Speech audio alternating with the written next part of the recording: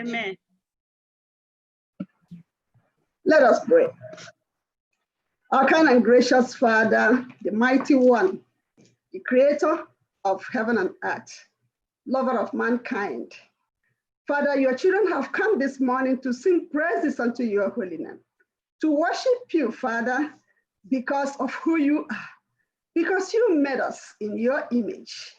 You made us so that we will sing praises unto you. We will worship you, Father. And we thank you for your wonders. We thank you for your handiwork. We thank you, Father, for leading us from week to week. From Sunday till today, Father, you have been with us. We have gone through all our ways and you have brought us together this morning to worship you. That's why we are singing the mighty power of your holy name. And we are saying, may your only name be glorified, adored, and honored in the highest in the name of Jesus. Amen. Amen. Father in heaven, we have come as we are sinful. Father, we have come just to seek you, just to search for you. I'm asking you to cleanse us of all unrighteousness and manifest yourself to your children this morning, Father. We have come, Father, with all our sicknesses. We have come, Father, with all our heartaches. We have come, Father, with all our needs. We are asking you to come, Father, as we draw closer to you, Father in heaven, draw closer to us one by one in Jesus' name. Father in heaven, come and rekindle that love. Come and rekindle, Father, the need for you so that we will know that you are God and only your will be manifested in our lives. These and more we ask this morning, Father, as we seek, as we search, as we sing, as we pray. May your Holy Spirit be in each and every one of us.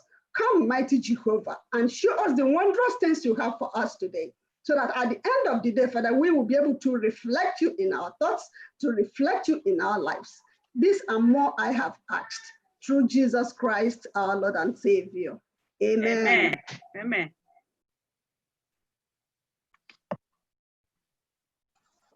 Happy Sabbath, saints of the Most High God.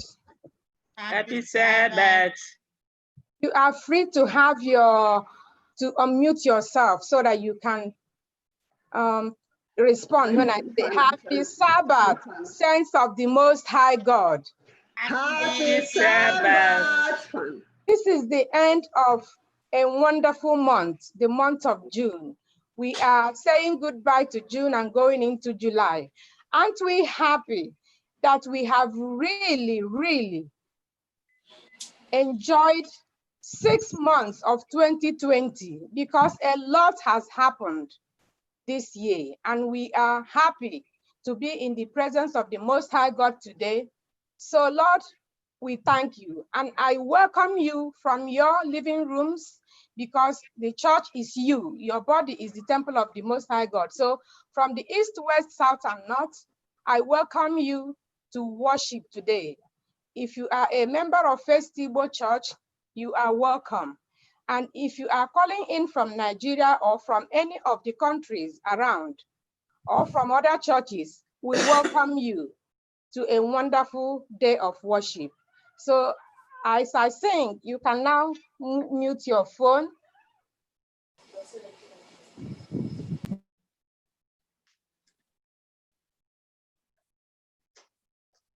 You muted yourself. Oh, it's you people who should be muting and not me. I'm sorry. Welcome, welcome. How do you do? Welcome, welcome. How do you do? Happy to see you. Happy to greet you. Welcome, welcome. How do you do? Ibiala, Ibiala, ụlọ dị mma.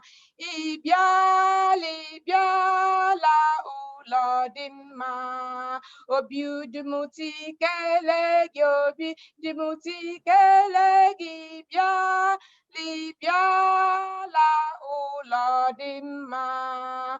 Obi dị m tikele gị enyi. Amen. Our Bible reading this morning is taken from the book of James,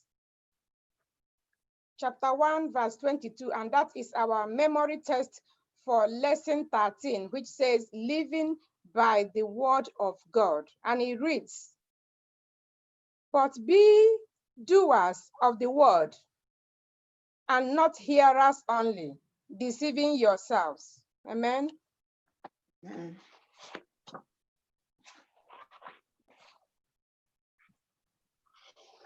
What a great day that on this 27th day of June, we all can gather to say goodbye to this quarter.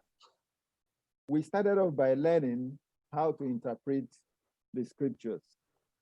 There was one popular word that came up, sola scriptura. You see, I'm still struggling with that. But coming to the end, we are now looking how to live by the thing we have learned.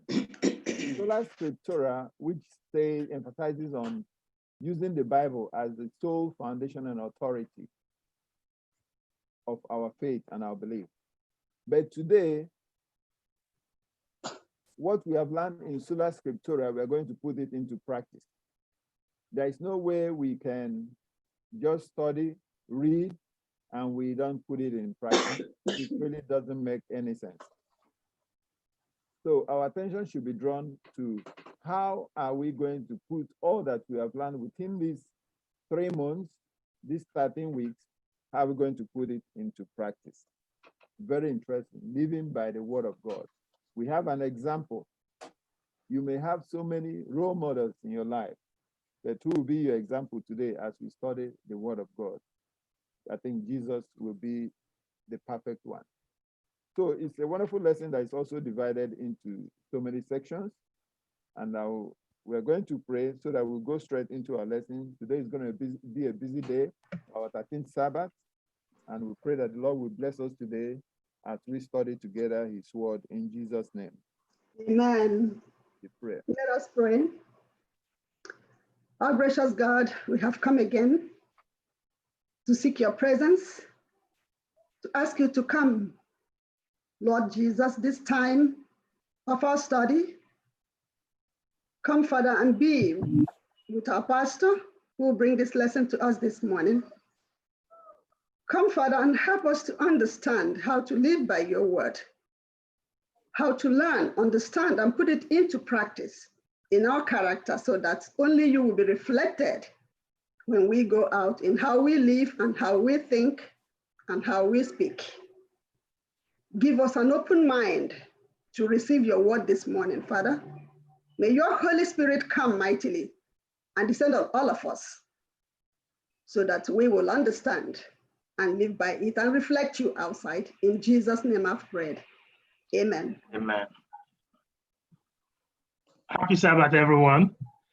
Happy And Sabbath. just like the superintendent said, we have come a mighty long way this quarter.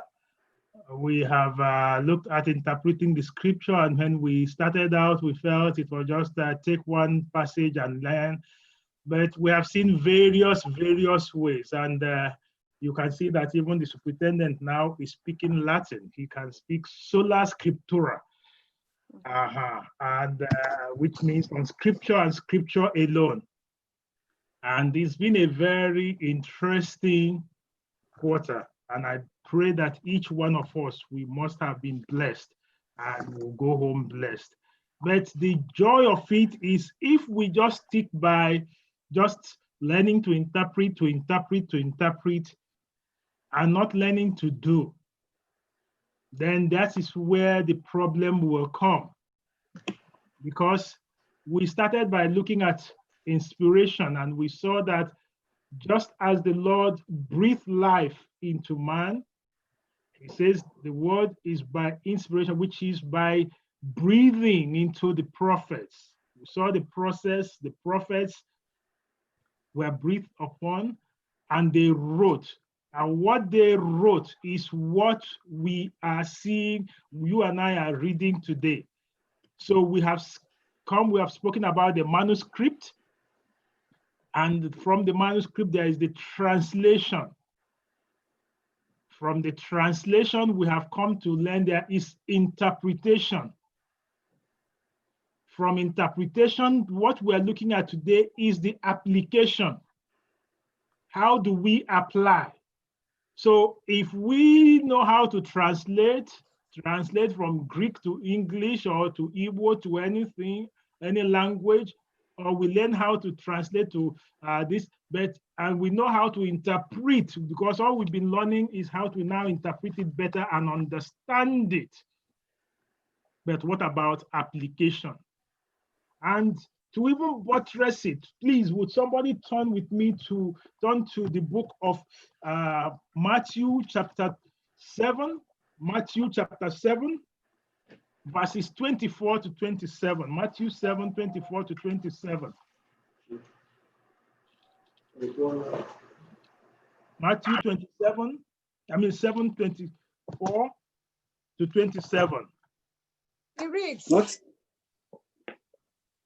Therefore, everyone who hears these words of mine and puts them into practice is like a wise man who built his house on the rock.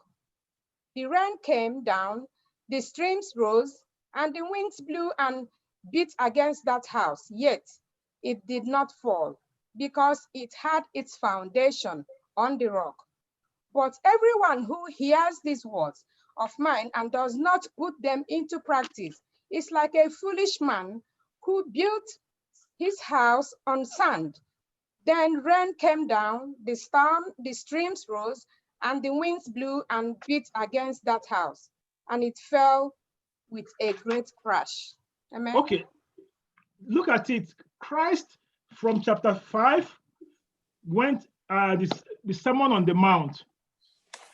He began to spend chapter 5, chapter 6, and then the whole of chapter 7. He enumerates everything about the kingdom, the pure, the poor, how blessed they are. He kept talking.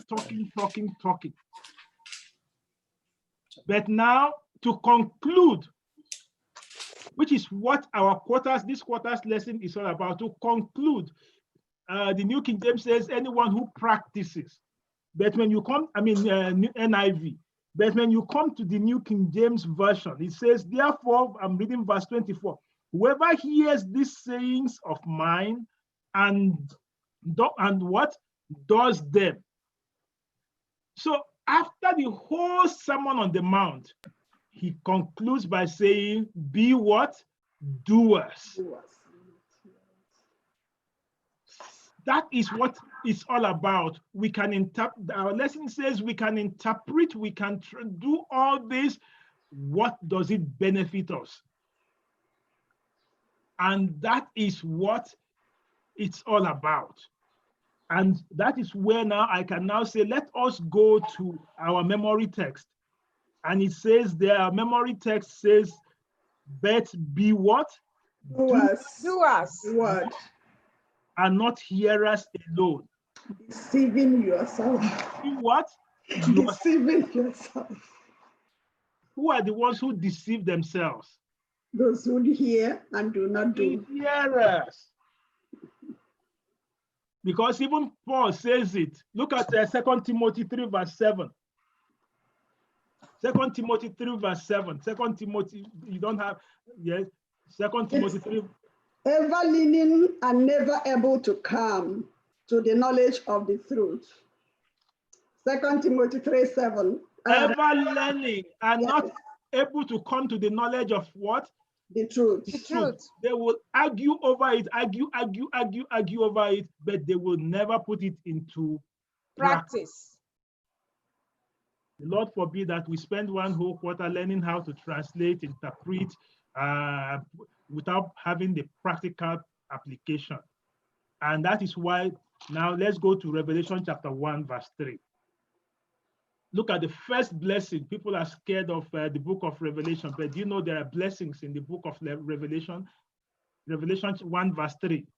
Blessed is the one who reads aloud the words of this prophecy, and blessed are those who hear it and take to heart what is written in it, because the time is near. Okay, that is New King James. No, this is NIV. I mean NIV, and takes to heart. Yes, Sister Ngogu, what version do you have? King James. Okay, let's hear from King James. Blessed is he that readeth, and they that hear the words of this prophecy, and keep those things which are written therein, for the time is at hand. Okay, and they do what? Keep it. That is, they do it. That is where the blessing. So you don't only hear, you don't only read, but you do what? Okay. Keep. Because that is where the blessing is. But what other thing does it say? Revelation 1:3. What is the last part of it? Because the time is at hand. Because the time is at hand. If there was a time we should not spend time just translating and interpreting what you have, live with it. Yes. Because what is happening? Time is at hand. It's running out. Yes. Time is running out. Even look at it now with this COVID-19, we now see that nobody even knows Tomorrow. So what you have, live, do it. Okay, now let's quickly go to living the word and the Holy Spirit. And now you now see on Sunday's lesson, it now puts it there, living the word. And let's quickly go to Philippians 2, verses 12 to 16. And I did not lay down the ground rule. Please, if wherever you are, if your background is silent, if your background is silent, you cannot mute your phone, your line, so that we all can participate. All right. And then if you have any question, feel free to type in the chat box there. There is the, look below, there's a column that says chat. So you can type in the question, I will get it, or you can raise your hand.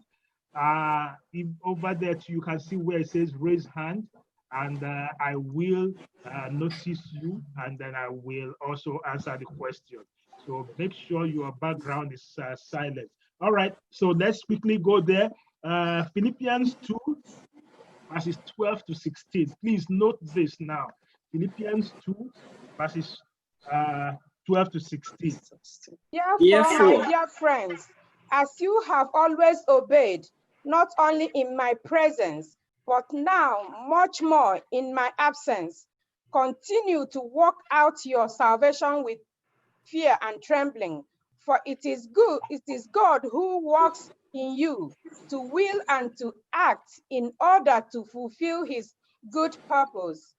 Do everything without grumbling or arguing, so that you may become blameless and pure, children of God without fault in a warped and crooked generation. Verse 16. Crooked generation. Then you will shine among them like stars in the sky, as you hold firmly to the word of life. And when I will be able to boast on the day of Christ that I did not run or labor in vain. All right. Okay, the New King James Version, you would notice a slight difference in the both of them, because it says there, in the crooked and perverse generation, among whom you shine as light in the world. You see, that manuscript did not put the other side, this thing. But now it says there, holding fast the word of life, so that I may rejoice. Then the King James Version says what? Verse 16. It uses a better word in King James Version. It says, holding forth the word of life, that I may rejoice in the day of Christ. Is that verse 16, holding fast? Yes. Holding fast. There's a version that says clinging.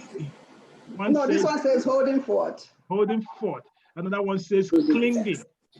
So that is what is there. So whatever you have, hold fast. But look at the verse 14 of it, 15 of this thing. Do all things without complaining And then there it says, verse 12, working out your salvation with what? Fear and and trembling. Trembling. So what does that mean, to work it out with fear and trembling? Class. With reverence. With reverence, yes. Perseverance. Perseverance, work it out with fear and trembling. Do you notice that word there, work it out? It means that you will have to put your energy in it. Yes, I have a Put role to enough play. time. Yes. I have a role. Another one, Humility. Okay, class, are we there? Hello, class, are we here? With Yes. humility. Work it out Humility. humbly. Yes. Mhm. Humbly. Work it out, work it out, work it out. You have a work to do. You have a work to do. Yes. It's in our hands. We have a role to play. Yes. Fear and trembling are double words. It shows emphasizing the seriousness of it. Yes. Okay, fear and trembling, seriousness of it. So, but I'm told that we're saved by grace. No. No. Grace without work is dead. Dead. Oh. That's Okay. Read Ephesians 2, verses 8 to 10. It says we are saved by grace. Mm-mm. Yes, are you reading Ephesians, Elder Ebere? Yes. I was just going to say that the fear and trembling could also mean that we cannot take glory in the work that we are doing. That we should also cling to the Holy Spirit, who is actually guiding our footsteps as we do this work. Okay. Now let her read Ephesians 2, 8 to 10. It reads, wherein in time past ye walked according to the course of this world. Okay. According to the prince of the power of the air. Okay. The spirit that now walketh in the children of disobedience. Among whom also we all had our conversation in times past. Are you reading Ephesians, sister? No. Ephesians, yes, chapter 2, verse 2 to 10. That's what you said. No. 8 to 10. For by grace are ye saved through faith. And that not of yourselves, it is the gift of God. Okay. Not of works, lest any man should boast. Okay. 10. For we are his workmanship, created in Christ Jesus unto good works, which God had before ordained that we should walk in them. Verse 8 says, and 9 says, we are saved by what? By grace, through faith. Then verse 10 now puts another line there. That we are now, so if I stop in verse 8 and 9, what does it tell me? It's just grace alone. By grace alone. But when it comes to 10, it says, I am a workmanship of what? God, of Christ, created for what? Unto good works. So I have a role to play. I said I would, before we leave this quarter, we also have, because last time we said, when we say go to hell, there are some things we say, you go to hell. We ask, where is hell, right? And we didn't find hell. And we said rest in peace. And we said, why is he resting in peace? Then now you hear saved by grace and not. What does that mean? You see, let us quickly, as we end the quarter, understand when some people are saying that all they are trying to bring to light is that Old Testament is done away with. No. So in the New Testament, so to them, there is the Greek and the Hebrew side of it. In the new side of it, okay, everything is what Christ did was all. Forgetting the totality of the scripture.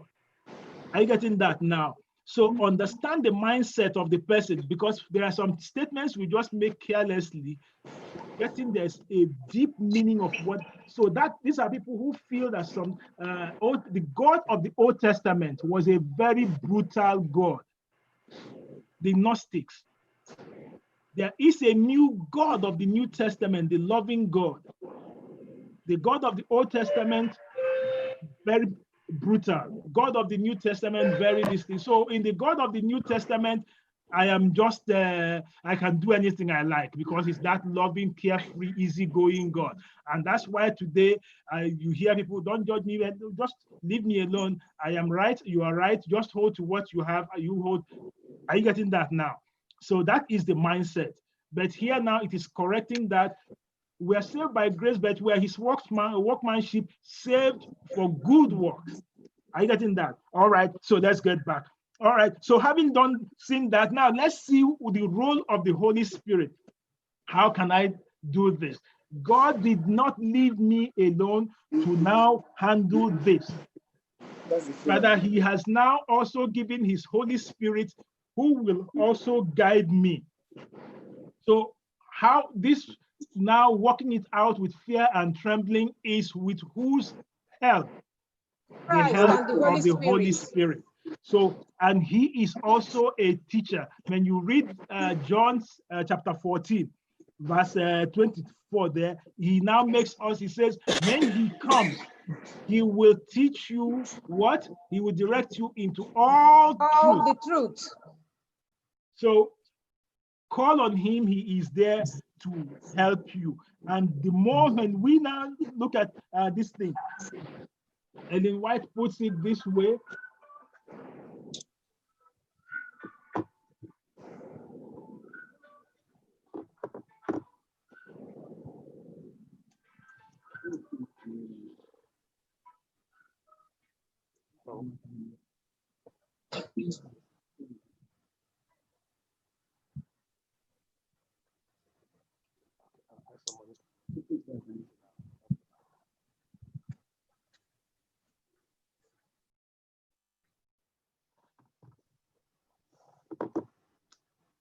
All right.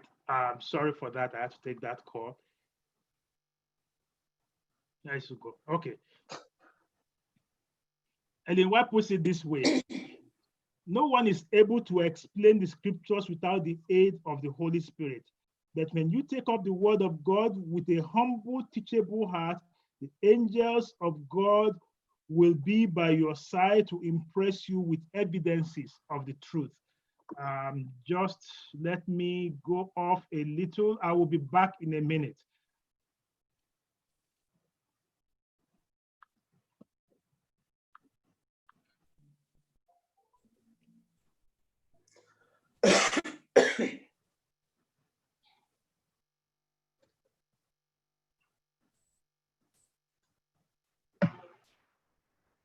Give me that old time religion. Give me that old time religion. Give me that old time religion is good enough for me. Thank you so much, sister. I just had to do that switch. And thank you for coming to my aid. Yes, I appreciate that. Yes. So she now, in White puts it that no one is able to explain the word of God without a humble, teachable heart. The angels of God will be by your side to impress you with the evidence of the truth. That is what the Lord does. So we're working it out with fear and trembling, but also remember that the angels are there. You are not alone. We are not running this race alone. And look at this, 1 Corinthians 2, verse 13 and 14. Let's somebody read 1 Corinthians 2, 13 and 14.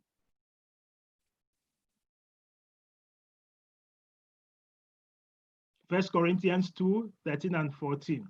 It reads, which things also we speak, not in the words which man's wisdom teacheth, but which the Holy Ghost teacheth, comparing spiritual things with spiritual. 14. But the natural man receiveth not the things of the Spirit of God, for they are foolishness unto him. Neither can he know them, because they are spiritually discerned. Spiritual things are what? Spiritual. Of the Spiritually, Spirit of God, yes. spiritual things are spiritually Yes. discerned. So don't think you can study this or work out your salvation with fear and trembling without the aid of who? The Holy Spirit. Even though it says it's by grace alone, but we also, as we receive, we must put into practice. Now, let's go to Deuteronomy chapter 4. Read from 1 to 4. As we try to hold on, remember Philippians 2:16 says, holding fast that which you have received. Now, Okay. Israel, hear the decrees and law I am about to teach Okay. you. Follow them so that you may live and may go in and take possession of the land the Lord, the God of your ancestors, is giving you. Do not add to what I command you, and do not subtract from it, but keep the commands of the Lord your God that I give you. You saw with your own eyes what the Lord did at Baal Peor. The Lord your God destroyed from among you everyone who followed the Baal of Peor. But all of you who held fast to the Lord your God are still alive today. See, I have taught you decrees and laws No, as the Lord. verse 4. But let's stop at verse 4. Verse 4 says, but you hold fast to the Lord your God, but you who held fast to the Lord your God are alive today, every one of you. Hold fast, Paul says in Philippians 2. Then Moses here tells them, look, listen to the statutes, that is to the commandments, keep it, hold it, don't go after any other God, and hold fast to the Lord so that you be alive, and not only be alive, but what? Be able to inherit the land of the Lord has promised. So our holding fast, by the way, when he says hold fast in a literal way, what does it mean? Sometimes so you get very weak, very strained, sweaty, painful. It's not an easy road. And what type of road does the Lord call the road to the promised land? Broad or wide? I mean, a narrow. Narrow road. Very narrow road, very painful road. Hold fast, brothers. That is what our lesson is all about. And how do we hold fast? The Holy Spirit will be there to help us hold prayerfully. Yes. Now let's learn from Jesus. Jesus himself, while he was here on earth, also ran into this same problem. So he is one good example. And that example now says, learning from Jesus, what happened in the wilderness? How did he get over? Because now the head knowledge now comes into practice. What you have, what you know. Now let's come to Luke 4, verses 4 and 8. What is the common thing in those two passages? It is written. It is what? Written. It is what? Written. But let's go to verses 10 to 12. Verses 10 to 12. Apart from saying it is written, look at what he now says. It is written. He will command his angels concerning you to guard you carefully. They will lift you up in their hands so that you will not strike your foot against a stone. Jesus answered, it is said, do not put the Lord your God to the test. Yes. Okay. Do not, you shall not tempt the Lord your God. That is what. Now, look at this passage. What's the problem with this passage that he was quoting to Jesus? What is the problem? Where was he quoting, by the way? He knows the scripture. What book of the Bible was the enemy quoting for him here? Psalm 91. Psalm 91. He was quoting him Psalm 91. Yes, because he knew them. But do you notice that he removed some things from that Psalm 91? Now, Jesus knew the text. Jesus also knew the what? The context. Remember? Oh my class. Are we there? Always remember, Yes. when you remember text, what you come next? Context. Context. Text, context. Context. So look at the text and then look at what? The context. Where it was quoted. So he quotes it to Christ, and Christ knew the text. He says, you are quoting a wrong, you did not quote the text completely. And then you quoted it out of what? Context. So, and he says, you shall not tempt the Lord your God, get behind me. So what is the problem with that same, this thing, Psalm 91, remember, we have all been quoting it during this COVID-19, right? Yes. 1,000 shall fall by your side, 10,000 by your left side, and it shall not come near you. Near and then you. You contract COVID-19, and you said, but it said it will fall by my right side, by my left hand, it never do not get near me, and it gets near you. What happens?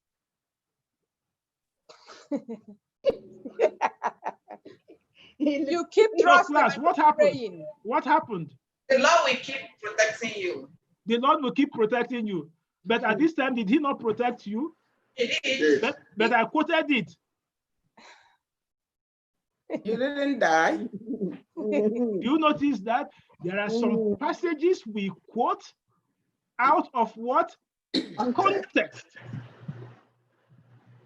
When you are applying some promises, make sure you are quoting the text and the context, because that same passage says you will step on the scorpion and the cobra and everything, and the lion, and then the prophet says, the passage says, I will tread on the lion, it shall not eat me. And he went and the lion ate him. What happened to the prophet?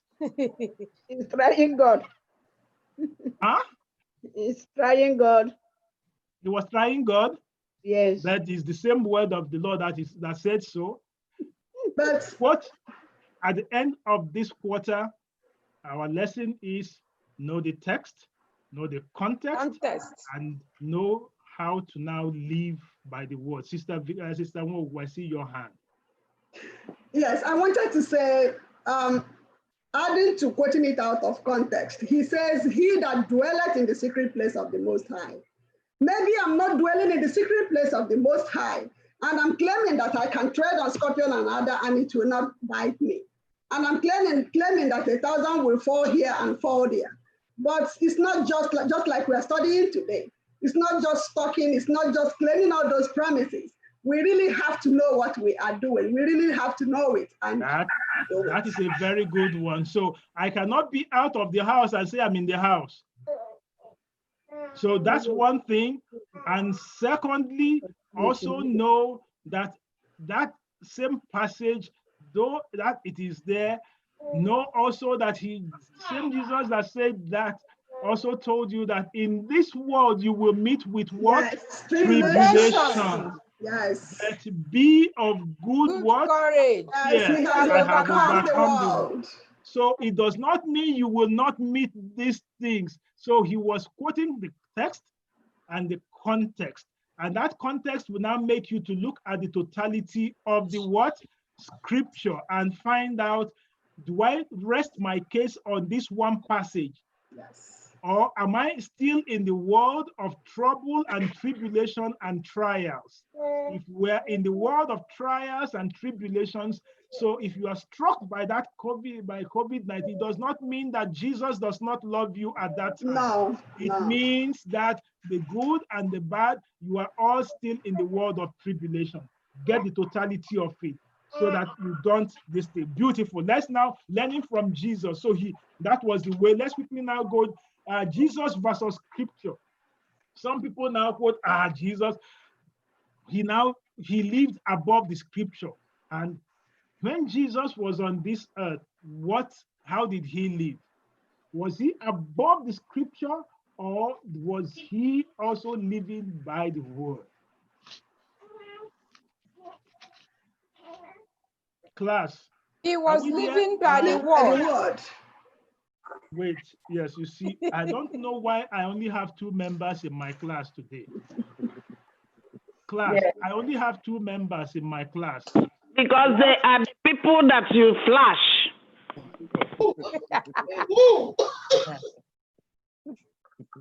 They are Jesus is not living above the scripture because he came to manifest the scripture. He did not come to destroy it. He came to fulfill it. He came to reveal the secret in his word, because you can see he was making references to Moses, they testify of him. So there was no contradiction at all. He wasn't living above the scripture, but he came to fulfill it. Thank you very much. Amen. Amen. Yes. Please, in this class, we don't just flash 2 people. Everybody is very important. So please make your own comment. That's why I'm trying to make sure that all my class members are here. Feel free. Thank you very much. Thank you, sister. That's Nia Chiliho, all the way from London. Thank you so much. Yes, so he was trying to fulfill all that. Any other comment now that my class is here with me? Just put off this thing and answer and make your contribution. Well, the Bible. Yes, one person at a time. Yes, go ahead. And I hear you. Okay, then I'll come to Elenia. Okay. I was trying to say that the Bible is the word of his father.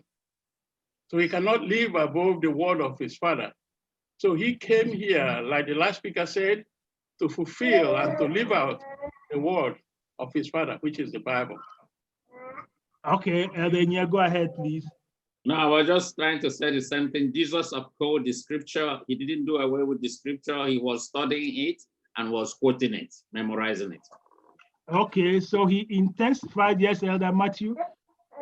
A very humble life, and he lived an exemplary life, so that all of us can also look at the way he lived and follow what the scripture says. Because if he did not, then there will be an argument that says, how comes he came, he did not follow what is.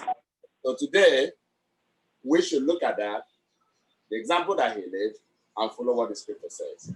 All right, let's quickly look at John chapter 5, verses 45 to 47. And then another person, please find us Matthew 17 and Matthew 5, 17 to 19.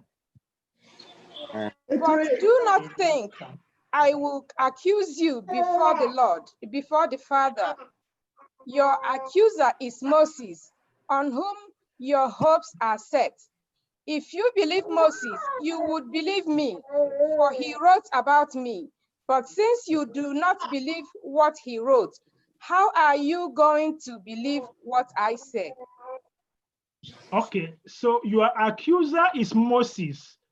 What does that mean, Moses? How your accuser is Moses, and why is Moses the one accusing them here? Moses was their leader. Moses, and that was who they were seeing, who was telling them what the Lord has told him to say. Okay, it's not okay. Yes, Moses was their leader. Any other contribution? It's Moses who. Pastor, my hand is up. Yes, okay, go ahead, Mike. Moses said, if you obey, you live. If you disobey, you die. And they believed him. But Jesus came to say, I have come that we might live all. Jesus now is telling us his own version of this same scripture, is that I have come to save all who believe in me. But Moses in his own said, you believe, you live. You don't believe, you die. All right. Yes. Thank you very much. I'm going to take Mr. Levi Olewe, but let me when he says it's Moses who accuses you, what that means, the scripture, the Old Testament, because Moses wrote the what? Pentateuch. That is the word that he's there reading. What that scripture that you are reading is what accusing you. What is in that word? All right, brother Olewe, Mr. Olewe, please go ahead. Pastor, can you hear me? Yes, we can hear you loud and clear. Praise God. Actually, didn't want to draw us back about Jesus. I wanted to throw in some light about Jesus not coming to destroy the law, but he came to clarify it, throw more emphasis to it, because of the Holy Spirit that used Jesus to throw more light so that we, the followers of Jesus, could understand it clearly. That's the point I wanted to make. I apologize for, taking us one step back, but forgive me. No. Please, in our class here, everybody is important and everybody gets to speak. It's not this thing, rather, thank you. That was a very good contribution. And let's now look at Matthew 5. Who has that? Matthew 5:17 to 19. Thank you very much. Do not think that I have come to abolish the law or the prophets. I have not come to abolish them, but to fulfill them.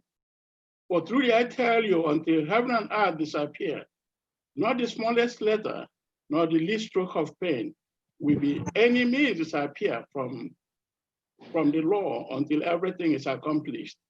Therefore, anyone who sets aside one of the least of these commands and teaches them accordingly will be called least in the kingdom of heaven. But whoever practices and teaches this command will be called great in the kingdom of heaven. So he did not come to do what? Break the law. Rather, he kept to do what? Keep it, to fulfill it, to keep it, to complete it, to make it complete.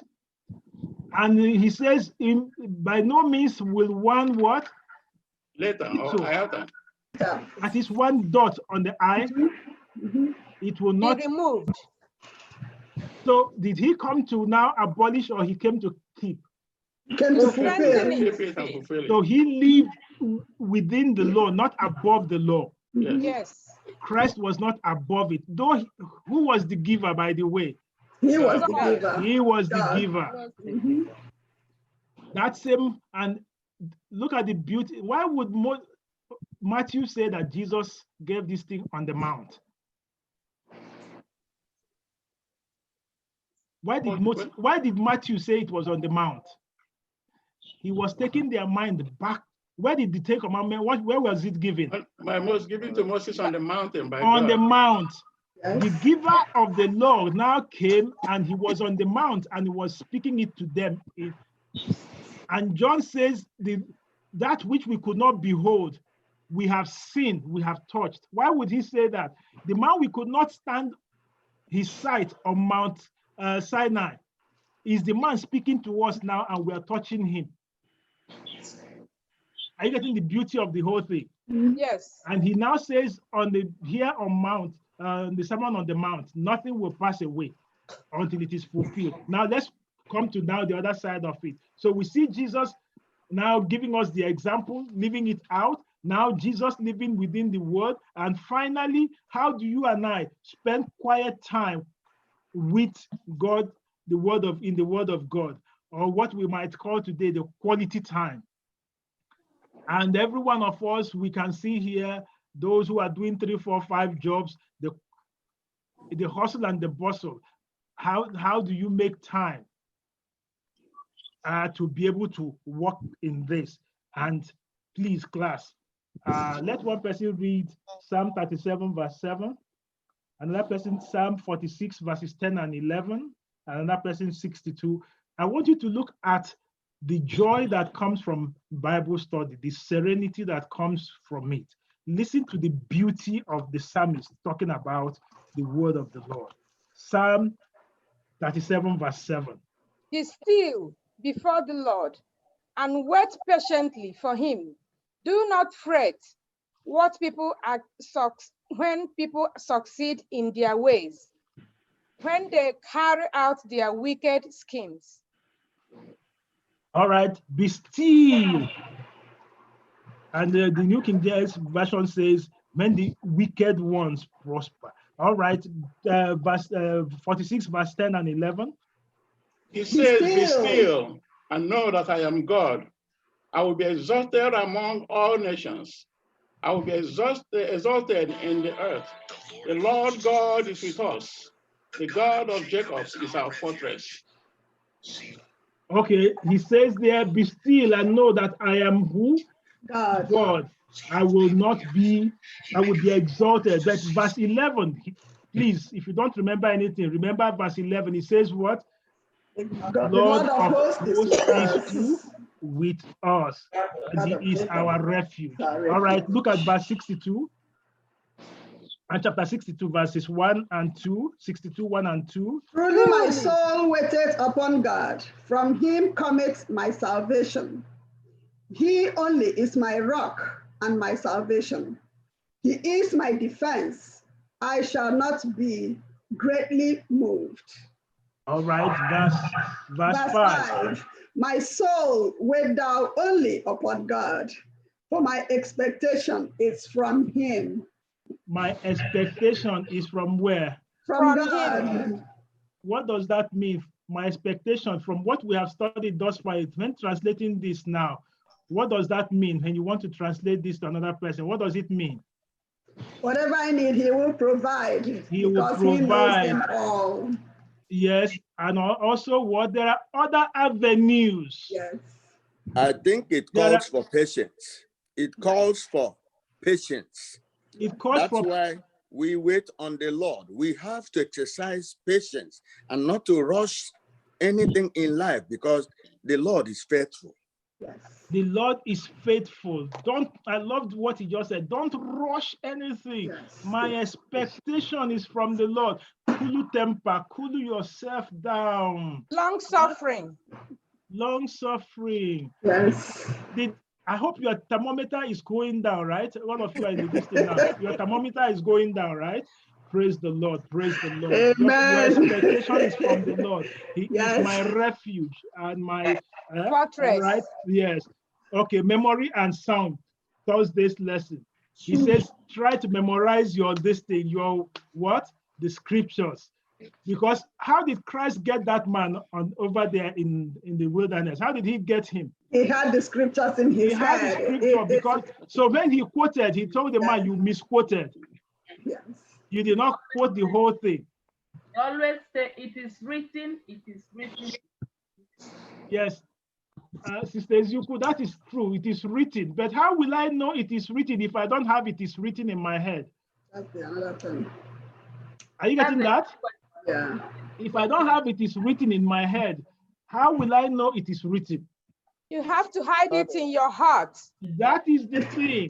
Yeah. For me to know it is written means that I have read what is written. Yeah. And put it to memory. So, yes, so that way you can also now know that when this man, yes, I see that the Justice, Mr. Justice, you're here. Okay, you want to make a contribution? Go ahead, because but don't quote law, don't quote the law, just this. No, I'm not quoting any law except the law that I find in the Bible. The Bible says faith comes from, yes, the Bible says faith comes from hearing and hearing the word of God. And the issue is, do we remember the word of God when it is called in question in practical terms? And that is where songs come in. We are told that by songs we memorize more. It was an elementary system of teaching. Even the Bible says that in Deuteronomy that we should teach our children and let them memorize. So you memorize more in song. We learned ABCD from ABC, 1, 2, 3. So when you sing songs, you intend to internalize the word of God more. And we are instructed to try as much as possible to internalize the word of God because we are going to need it at a time the Bible may not be handy. So if we do not. Okay, that is good. That is good. Thank you very much.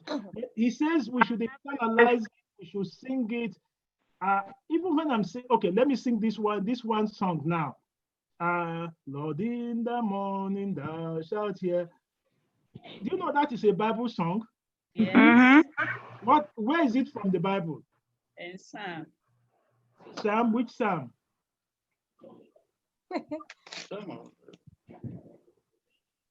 Which Psalm? Okay, the person who wrote it from the book of Psalm chapter 5. Go home today, read the whole of Psalm chapter 5. You see that he was just telling his mighty hand will cover with favor as a shield. He ends that this thing with the Lord will cover you with favor as with a shield. So and there are some other songs. You have another one? Oh, yes. I have a question. I have a question. No, wait. Let him sing one song, then I will hear your own question. And who knoweth whether thou was sent to the kingdom for such a time like this, such a time like this? Who knoweth whether thou was sent to the kingdom for such a time like this? That is Esther chapter 4, verse 16. Amen. Where's my choir master? Please, there is a member here that needs registration paper. Please sign it. All right, very good. So you see, he can cite his Esther chapter 3 now. Beautiful. You see that? Okay, now let me take the question. The sister wanted, thank you very much, Mr. Justice. Okay, sister, you had a question. Yes, I had a question, and my question is on Tuesday, Jesus versus Scripture. And Matthew 5:17, we read it. I've always had a problem thinking of how we can fulfill all these laws, which was said that we will never be short of anything. And when you read the law, the way you will look at somebody is a big sin. That's a way you will act and you don't know, it will be a big sin. You conceive it, it's very light things, mount a lot. And that was why they said the grace came. So how can we keep all these laws? Will that grace help us? Or we will just hold it so tight? And because I'm always afraid at this juncture. Thank you. How do I know when I am going astray? Is that what you're saying, sister? No, the law says that there is nothing that will be removed from the law. When Jesus said that he came to fulfill the law, not to abolish it. And he went as far as saying that everything about the law must be kept. And I'm saying it is very difficult. Can the grace help us here? Because even how you look is a problem. At times, if you just go as human beings, is it possible that we will keep this law without failing it? Or can grace help us? That's my question. That is very, very, very good. And my righteousness is as what? Guilty wrath. But I am working out my salvation with what? With fear and trembling. The light you have, walk in it. And the Holy Spirit, as you walk in it, and by the way, when we say walk in it, like Psalm 119 verse 10, that what is a lamp unto my feet? That light, what is it there to help me? To guide me in the truth. So the light you have, walk in it. Leave it out. So don't say I cannot do it, then you hands up. And from what we have studied, who is there to help us? The Holy Spirit. The Holy Spirit. So when the Bible uses the word walk in it, what does it mean? In the Spirit. Live by it. Live by it. And that's why it says in Genesis chapter 5, Enoch walked with God and he was not, for God did what? Took him. He lived out what he learned. So sister, what you have learned, leave it. And then whatever thing is not met, who makes it for you? Christ. Christ. But The righteousness others, look, of you Christ. see, that is where now the different people now say we live by grace, and they don't live the light they have. Grace comes in that, yes, you have accepted Christ, you have lived what you have, then that which I don't make, I'm not able to do, what covers me? The blood of Grace Christ. of the Lord. Yes. So which Like means in the exam, you took the exam, you did everything, then teacher says, oh, you did not do well. You have to do a what? Makeup class. Leave what you have, follow Christ all the days of your life, and it now comes to that day, what you don't have, he now covers you with his own what? Righteousness. Righteousness. Simple.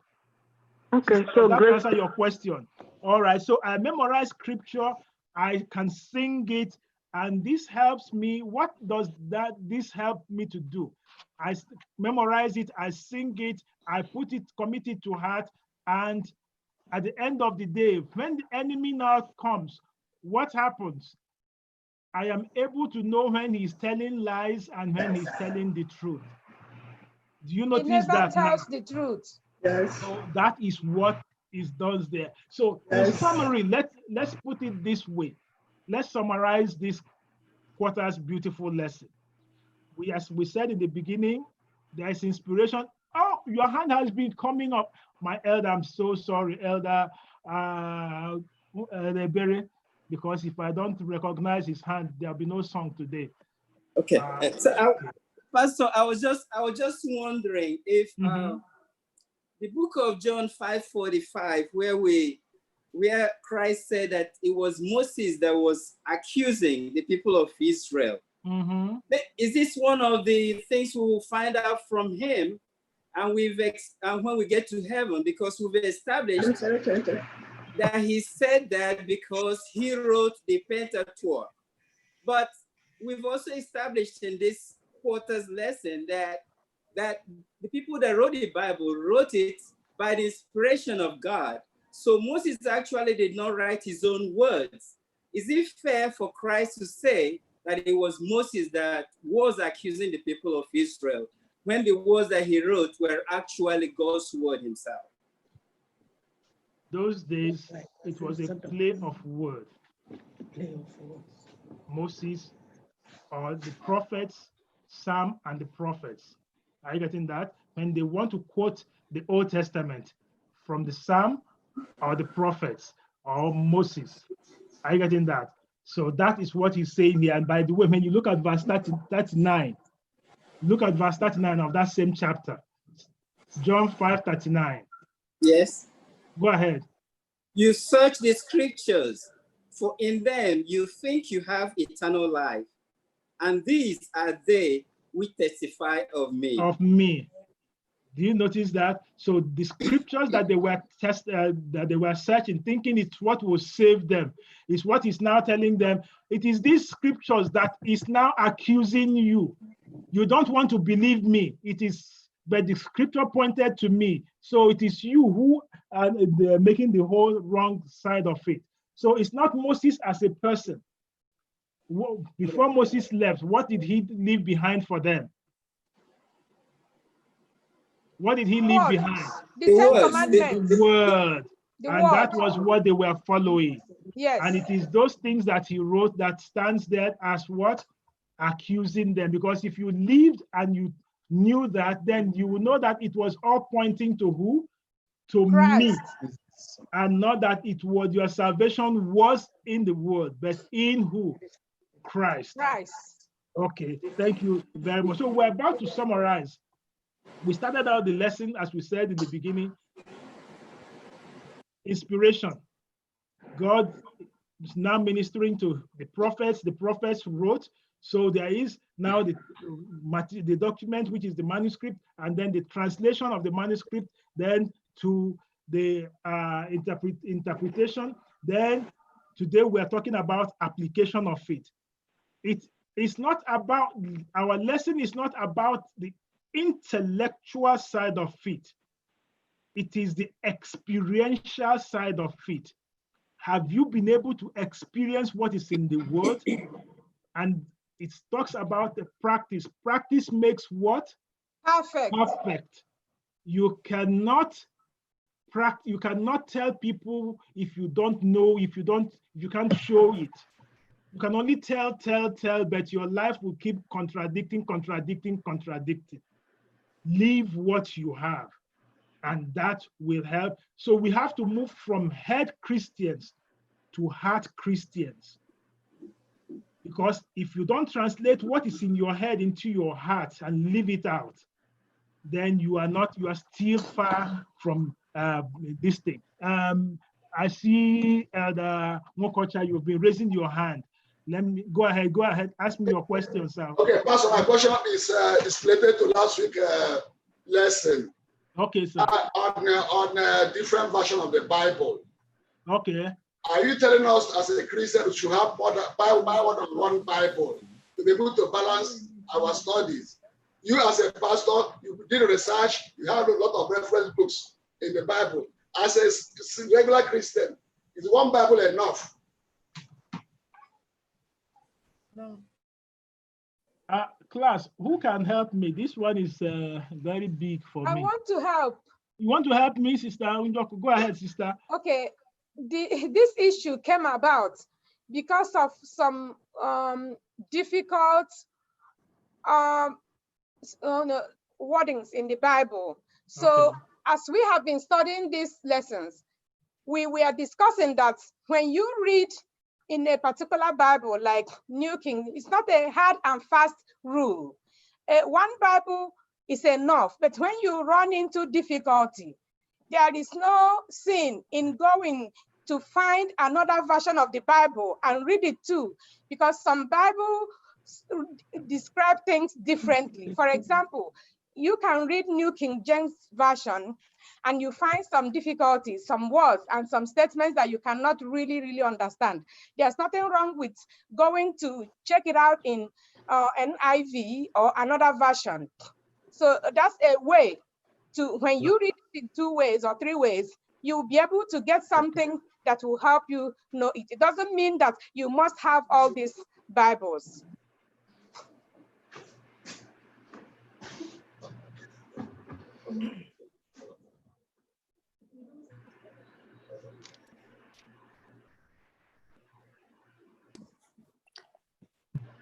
Pastor, may I add to that? Okay, you see, let's quickly. Did you notice did you notice the question? He said, reading one this thing. But last Sabbath, what did we say? We have to move from reading to what? Studying. Studying. If you are reading the Bible, you can just take one Bible, get one Bible, read it. But if you want to get this thing, the meaning in the Bible, move from reading to what? Studying. Because the Ethiopian eunuch said, what we use as an example, he was reading, and then when Philip came, he said, how can I understand except somebody does what? Explains to me. So brother, if you are reading the Bible, fine, take one verse and make sure you are understanding. But if you want to study more to get the gold that is hidden in this study, then go get, if you get into what, how did we find an answer to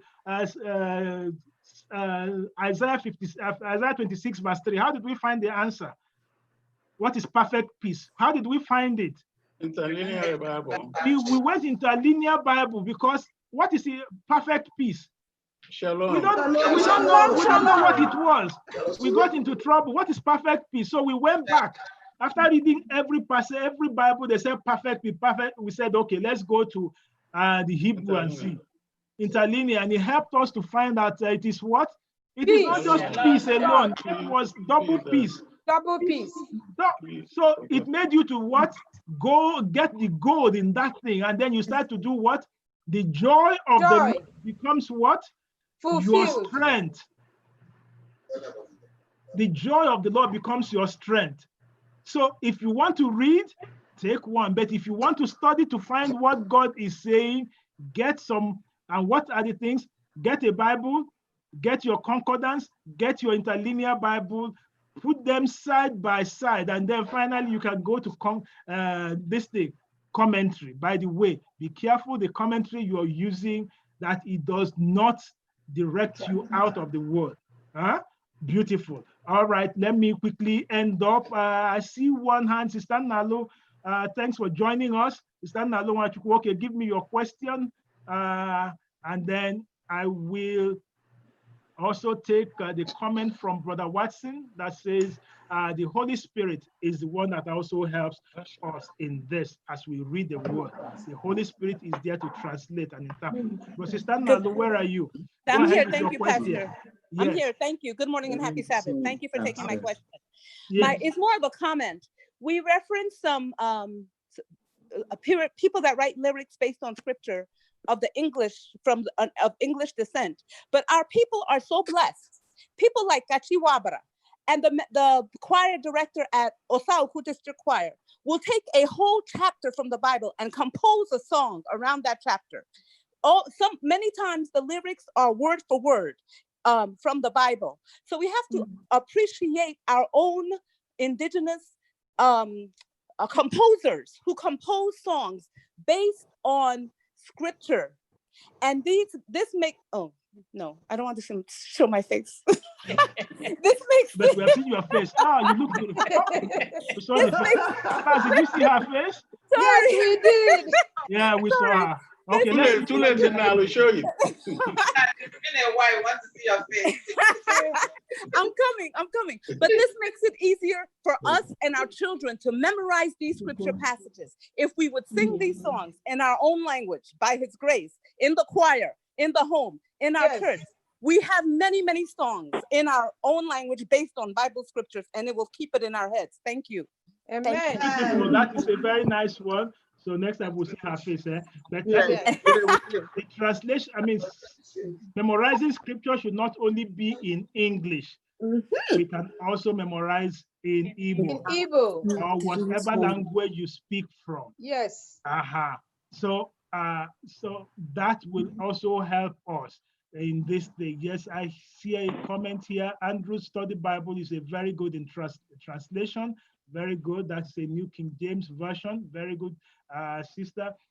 Any other? Let me see if I'm missing any other one before I give back to the superintendent this day. But you all have been a wonderful class this quarter. It has been so nice. Oh, Elder Ebere, I see your hand is still raised there. Do you have a question? I was just, after this lesson study, we now see the value of singing and how much it can actually lead us to eternal life. Yes. So if you're not singing enough, maybe it's a good time for you to start singing. Amen. Yes, because this time now, where do we get the application to join the choir, please? You have it, Pastor. Free. Free. So we'll have more choir members from now on, and we will study and share the text together. But brethren, the bottom line is, it is not just enough to study. Let us live out the light. Let's go back to our memory text. Then another person gets Revelation 1 verse 3. Memory text, please, let's read that. And then it says what there? Be doers and not hearers alone, doing what? Deceiving yourselves. Revelation 1 verse 3.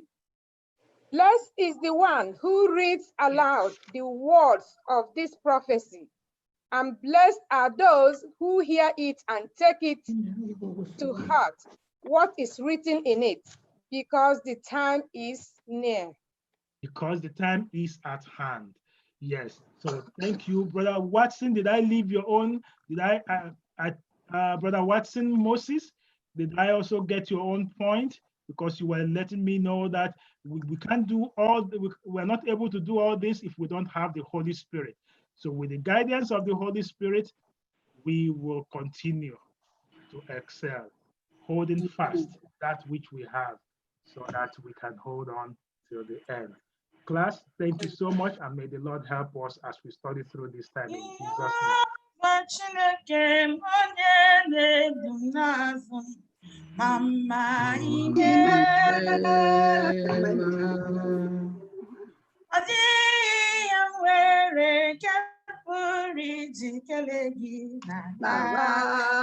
Ekele na bukem jibia nara. Ekele na bu otito nara. Jehovah ibu ongebere. Onye na-edum n'azụ na-echebe m n'ụzọ ndụ nara. Ekele na bukem jibia. Amen. Thank you so much, Pastor. Una no nasi maida sibo. Baristero ba nsi emelo mo ma America. Maida sibo. Onye nwa anyị gozi anyị n'aha Jesus. Amen.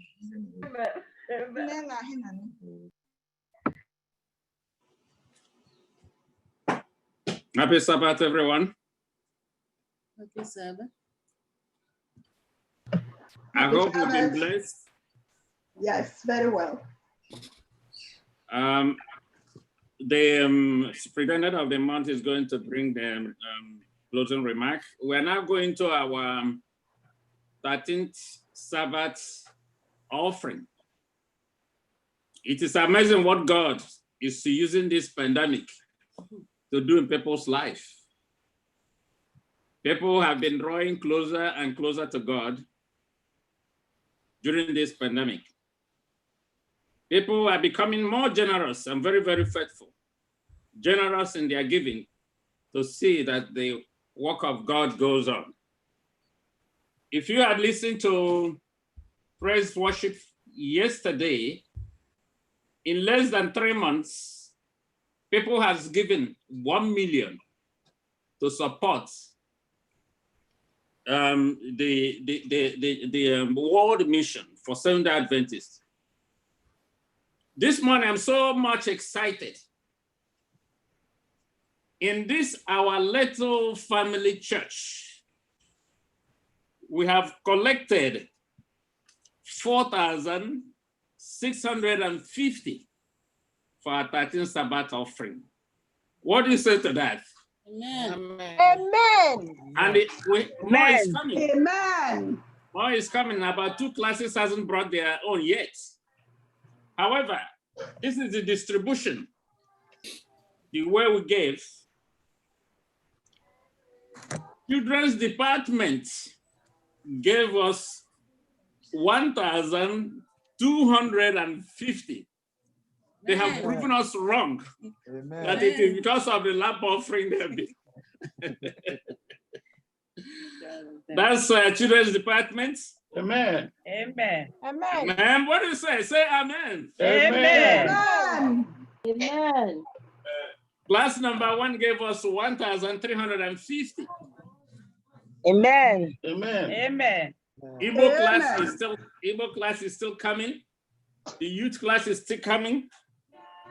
Class number 2 gave us $2,050. Amen. What do you say to that? Amen. When we are thinking that the pandemic is going to hinder our giving, but it escalated it. To God be the glory. Amen. I now call class number 2 to come forward and receive their cup. I promise you, you'll receive your cup today in the Zoom. Brother. Amen.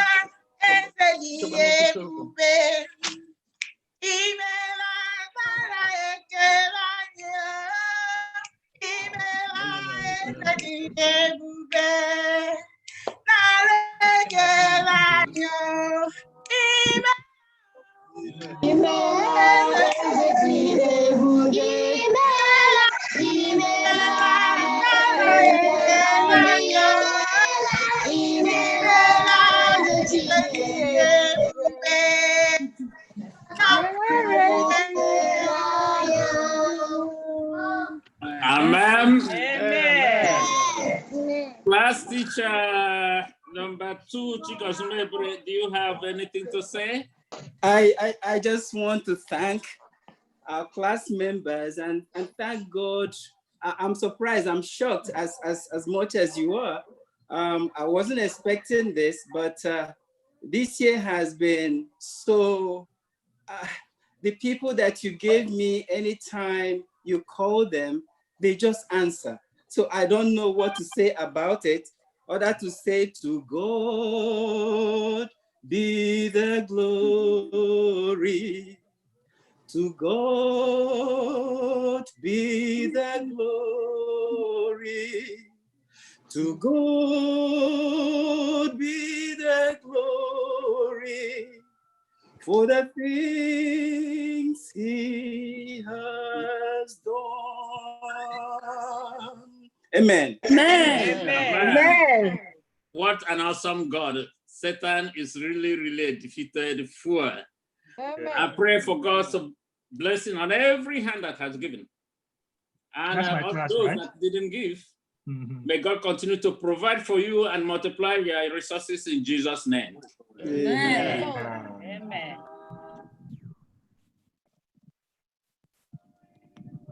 What a wonderful way to end our 13th Sabbath for this quarter. To God be the glory that he has called us one more time to be blessed today. The truth is that I'm so delighted to be in your presence today. And I know that 74 people who are here are also delighted to worship the Lord today. Our quarter has ended and we are moving on to another quarter. With the lessons we have learned, how to interpret the Bible, my prayer that it will help us to be able to make friends for God, which is going to be our caption for next quarter. Making friends for Jesus, making friends for God. Our sola scriptura, how to live like Jesus. May it help us as we move ahead, doing God's will. And also having a memory or a song in our heart. That's my own take-home message. So have your own take-home message today. And may the Lord bless us as we move to the next quarter. In Jesus' mighty name I pray. Amen. We'll now bring the Sabbath school to close by singing from SDA 8, 523. My faith has found a resting place, not in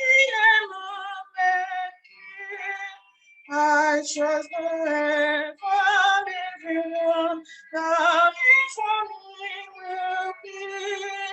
I need no other evidence, I need no other plea. It is enough that Jesus died and rose again for me. Enough for me that Jesus serves, He sets my fear down. A sinful soul, I come to Him, He will not cast me down. I need no other evidence, I need no other plea. It is enough that Jesus died and rose again for me. My soul is resting on the Lord, the living one of God. Salvation in my Savior's name, salvation through His blood.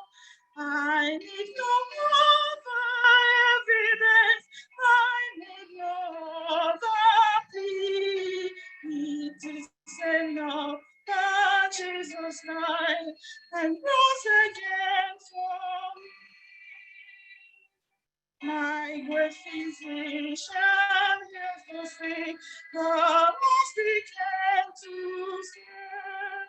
For me His precious blood He shed, for me His life He gave. I need no other evidence, I need no other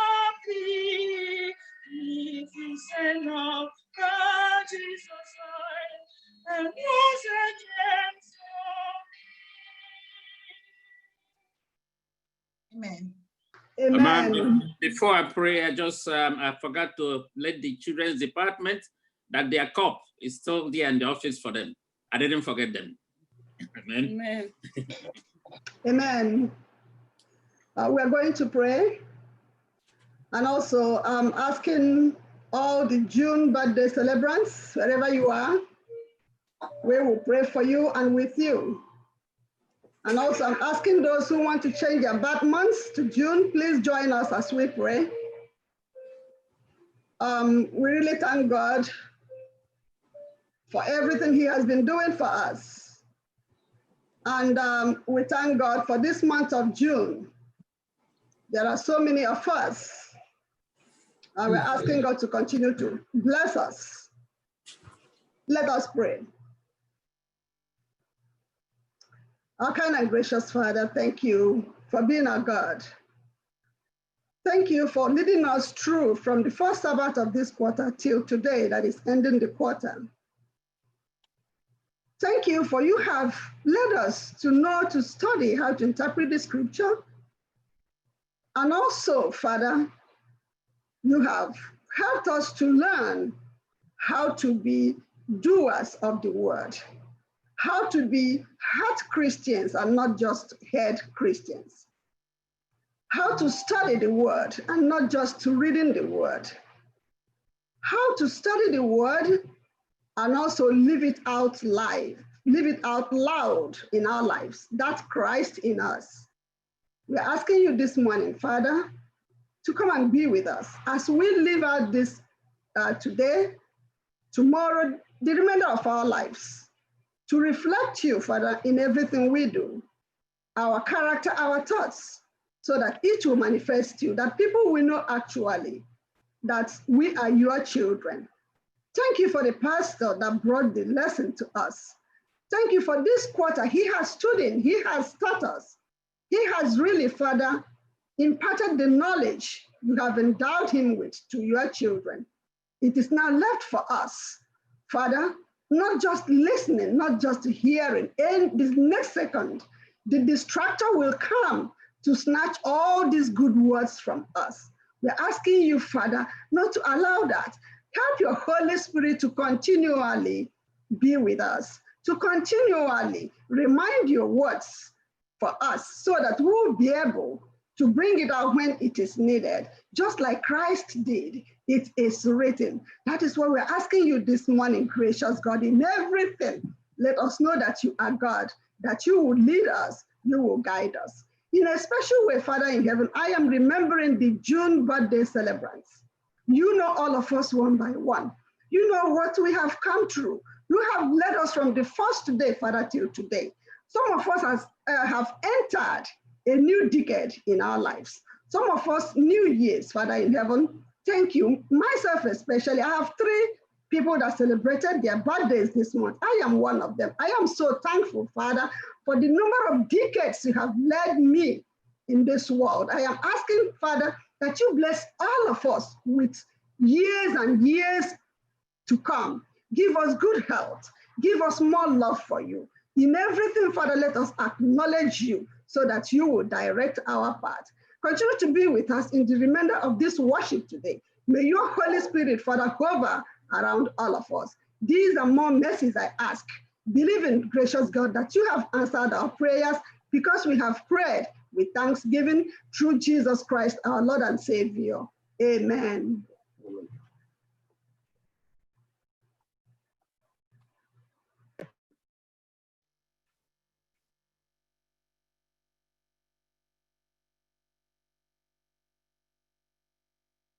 Don't stop doing anything. Let them.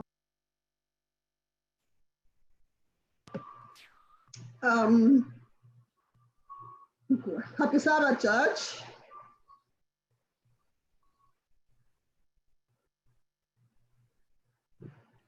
Happy Sabbath. This is time. I can hear you. Go ahead. Happy Sabbath, church. Happy Sabbath. This is the King's business. This is time for us to listen to some of the announcements we have for today. Please, we are being reminded to mute our phones when we are not speaking.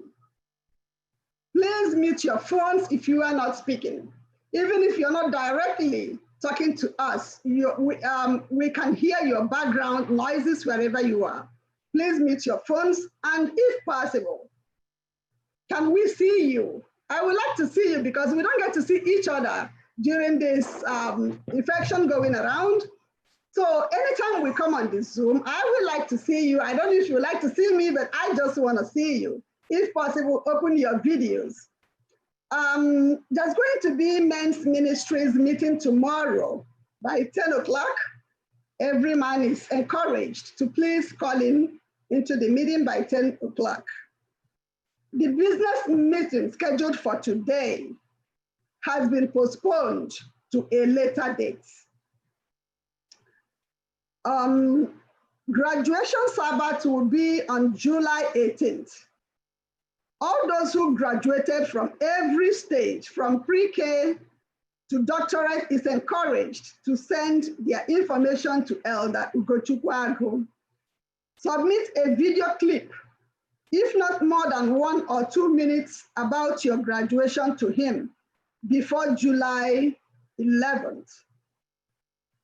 I think that is all we have. If there are more announcements, the pastor will bring them to us. And I pray that God will continue to be with us and bless us today as we worship him in Jesus' name. Amen. Happy Sabbath, everyone. Happy Sabbath. I want to welcome everyone who has logged on to worship with us today. It is my prayer that God will guide you and protect you, especially at this perilous time when we are all going through some kind of difficulty. Also, in the end, I also pray that the Holy Spirit will lead each and every one of us to the right truth, so that when Christ comes, all of us will be welcomed. This is our prayer today, in the mighty name of Jesus. Amen. Amen. As you fellowship here in our midst, in the name of the Lord, may you really be blessed. May you really be blessed. May you really be blessed. May you really be blessed. May you really be blessed. As you fellowship here in our midst, in the name of the Lord, may you really be blessed. May you really be blessed. Over is your name. Jehovah is your name. Mighty warrior, great in battle. Jehovah is your name. Jehovah is your name. Jehovah is your name. Jehovah is your name. Mighty warrior, great in battle. Jehovah is your name. Jehovah, Ibudikem Nagam, Ibudim Panumen, Idebube, Ahamki, Neke was in Mirin, Natukwa Jomo, Nemekam Bididam, Jehovah, Jehovah, Ibudikem Nagam, Ibudim Panumen, Idebube, Alhaji, Neke Wosimirin, Nachupa Jomo, Nemekambirida. I heard an old story, how a Savior came from glory, how he gave his life on Calvary to save a wretch like me. I heard about his groaning, of his precious blood stoning. Then I repented of my sins and won the victory. Oh, victory, Jesus, my Savior, forever. He sought me and bought me with his redeeming blood. He loved me, I knew him, and all my love is due him. He plunged me to victory beneath his cleansing flood. Oh, victory, Jesus, my Savior forever. He sought me and bought me with his redeeming blood. He loved me, I knew him, and all my love is due him. He brought me to victory beneath his cleansing flood. Go tell it on the mountain, over the hills and everywhere. Go tell it on the mountain that Jesus Christ is Lord. Go tell it on the mountain, over the hills and everywhere. Go tell it on the mountain that Jesus Christ is Lord.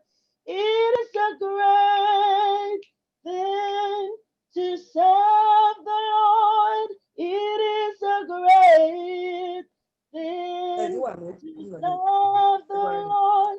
It is a great thing to serve the Lord. Working in the life of God. Oh, walk, walk, walk, walk in the light. Oh, walk, walk, walk, oh, walk in the light. Oh, walk, walk, walk, people walk in the light. Walk in the light of God. There is none holy as the Lord. There is none beside thee. Neither is there anyone as thou alone. There is none holy as the Lord, holy as the Lord. There is none holy as the Lord. There is none beside thee. Neither is there anyone as the Lord. There is none holy as the Lord. I have joy like a river, joy like a river. I've got joy like a river in my soul. I've got joy like a river, joy like a river. Joy like a river in my soul. I've got love like an ocean, love like an ocean. I've got love like an ocean in my soul.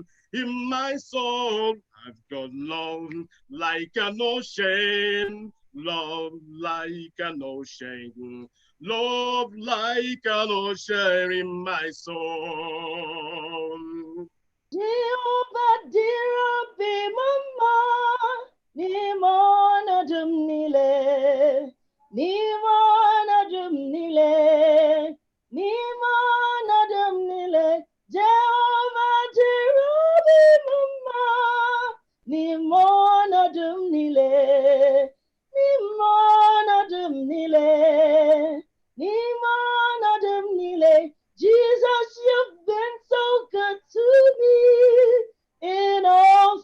situations, in all circumstances, in all situations. Oh Lord, you've been so good to me in all situations.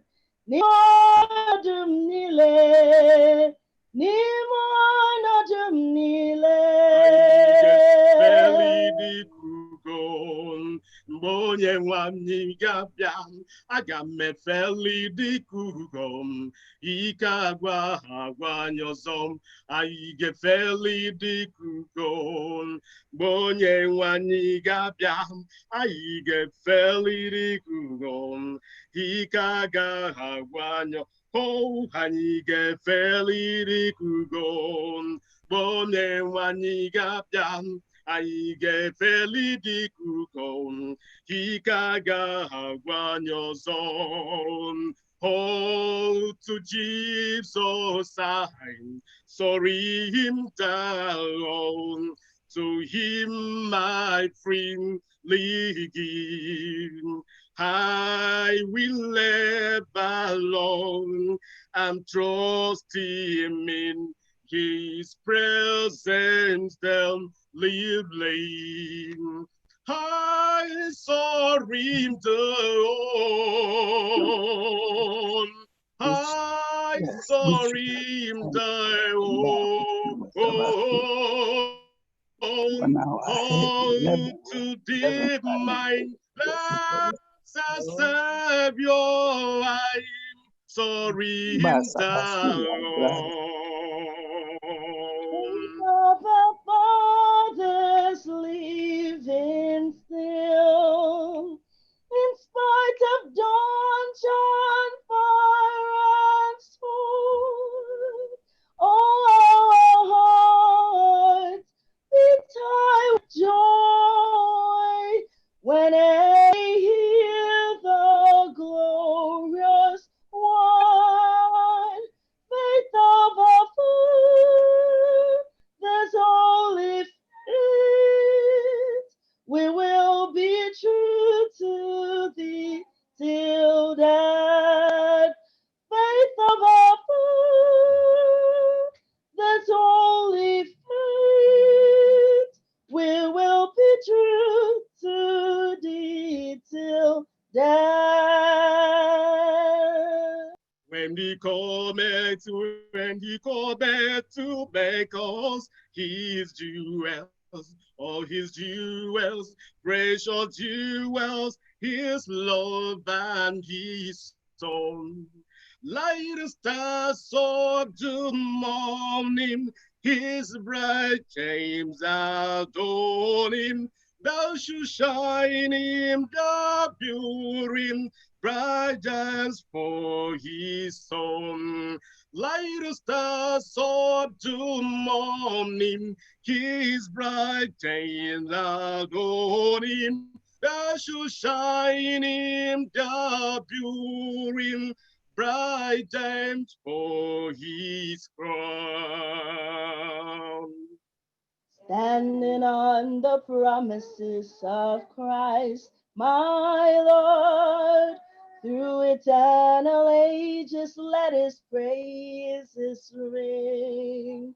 Glory in the highest I will shout and sing, standing on the promises of God. Standing, I'm standing on the promises of God, my Savior. Standing, I'm standing. I am standing on the promises of God. I'm standing.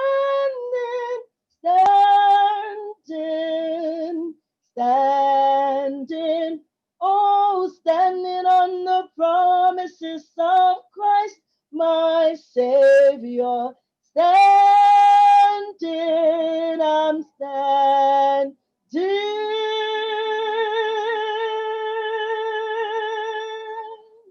I am standing on the promises of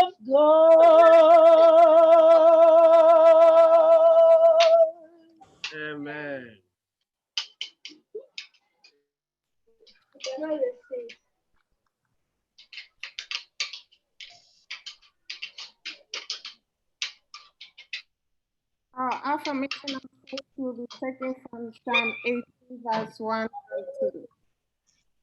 I love you, Lord. You are my strength.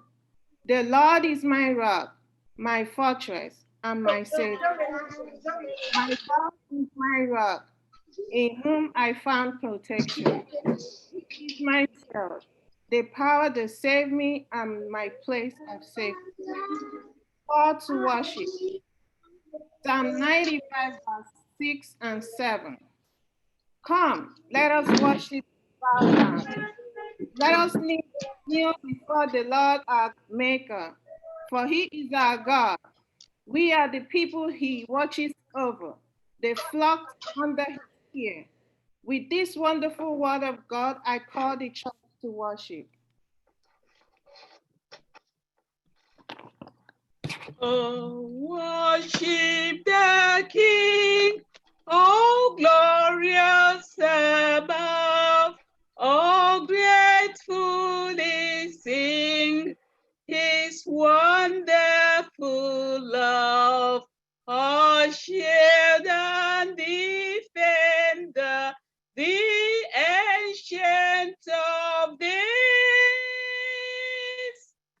Pavilion, the splendor and guarded with praise. Amen. Let us pray. Righteous Father, the hour is here. Do the thing you know how best to do. Diminish me and let the Holy Spirit accentuate. Feed your word and feed your flock the best way you know how it should be done. This is our prayer for this hour. And we know that you have answered it, not because we are worthy, but because we have prayed in Jesus' name. Amen. Amen. For our opening hymn this morning, we will sing SDH 528.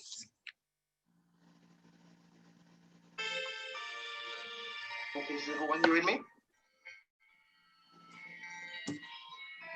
Yes, brother. Yes, Pastor.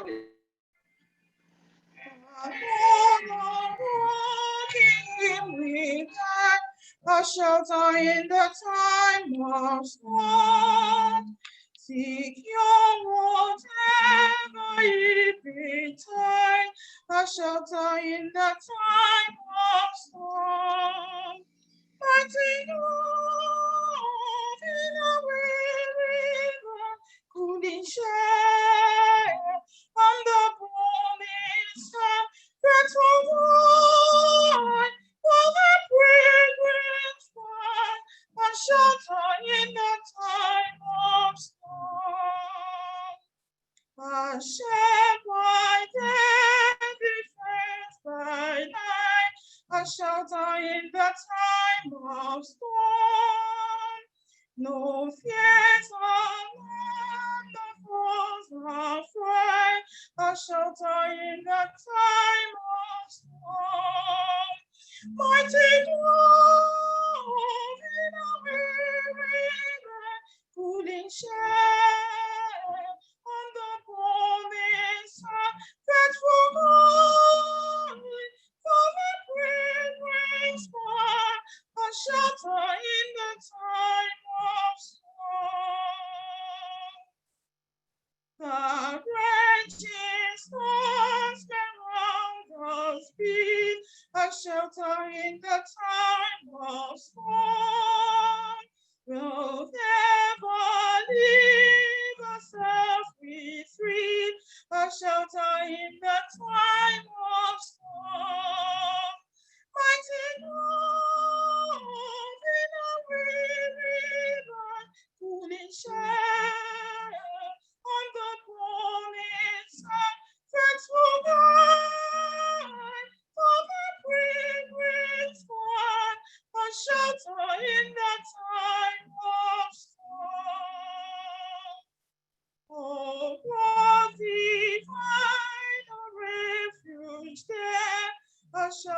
in the time of storm. Be thou forever, yeah, a shelter in the time of storm. Mighty God, in the river, fully share on the promise and faithful God, in the great flood, a shelter in the time of storm. Mighty God, in the river, fully share on the promise and faithful God, for the great flood, a shelter in the time of storm. Amen. Happy Sabbath, church. Our scripture reading will be taken from the book of Daniel 3, verse 16 to 18. And I'll be reading from the New King James Version. And it says, 16, Shadrach, Meshach, and Abednego answered and said to the king, O Nebuchadnezzar, we are not careful to answer thee in this manner. 17, if it be so, our God whom we serve is able to deliver us from the burning fiery furnace, and he will deliver us out of thine hands, O king. 18, but if not, be it not unto thee, O king, that we will not serve thy God, nor worship the golden image which thou hast set up. Amen. Calm ye this consolate, where ye anguish, come to the mercy seat, fervently kneel.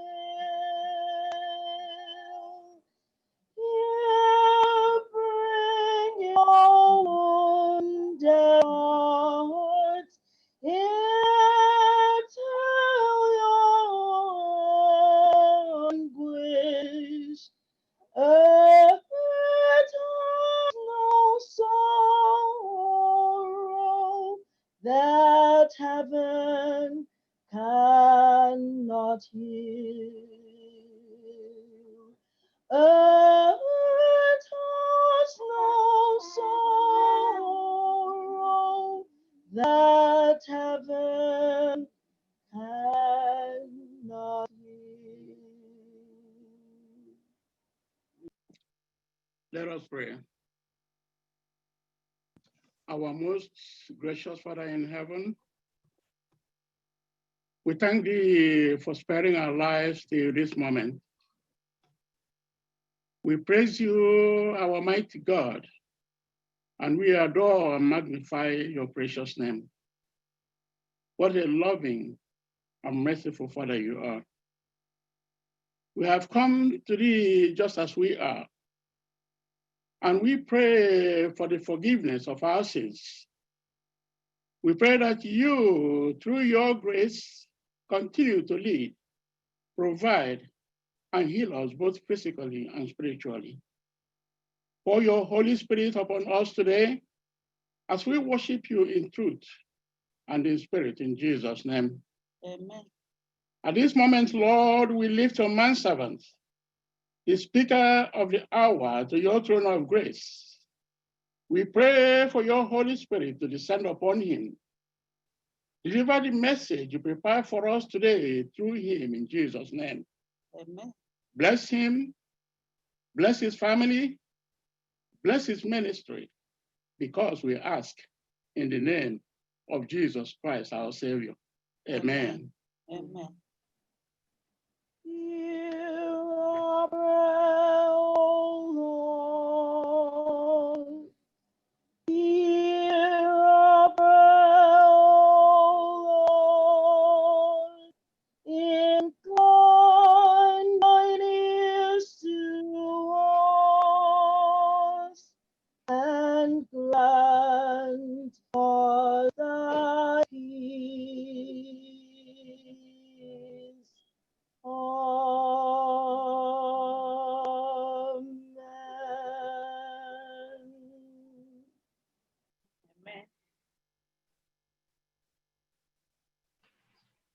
Amen. Happy Sabbath, church.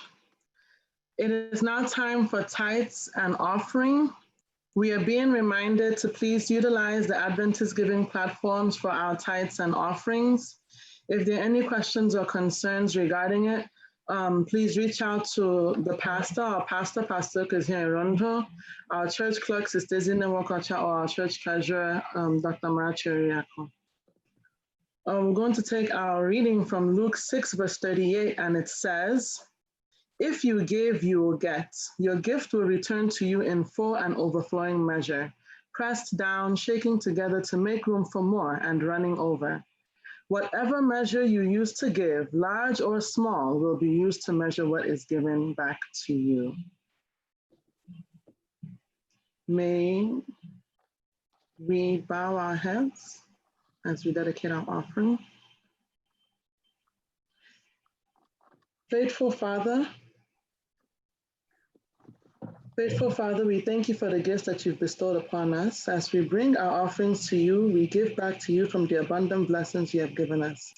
May our offerings be acceptable in your sight, O Lord. Blessings and glory, wisdom and thanksgiving, honor, power and strength be unto you, our God, forever and ever, through Jesus Christ, our Lord and Savior. Amen. Amen. I welcome everyone to today's worship. And I just want to acknowledge that we are blessed to have you from wherever you are calling from, whoever you are, and whatever connection. We are so glad that you are here. And I see each one of us coming from different parts of the world.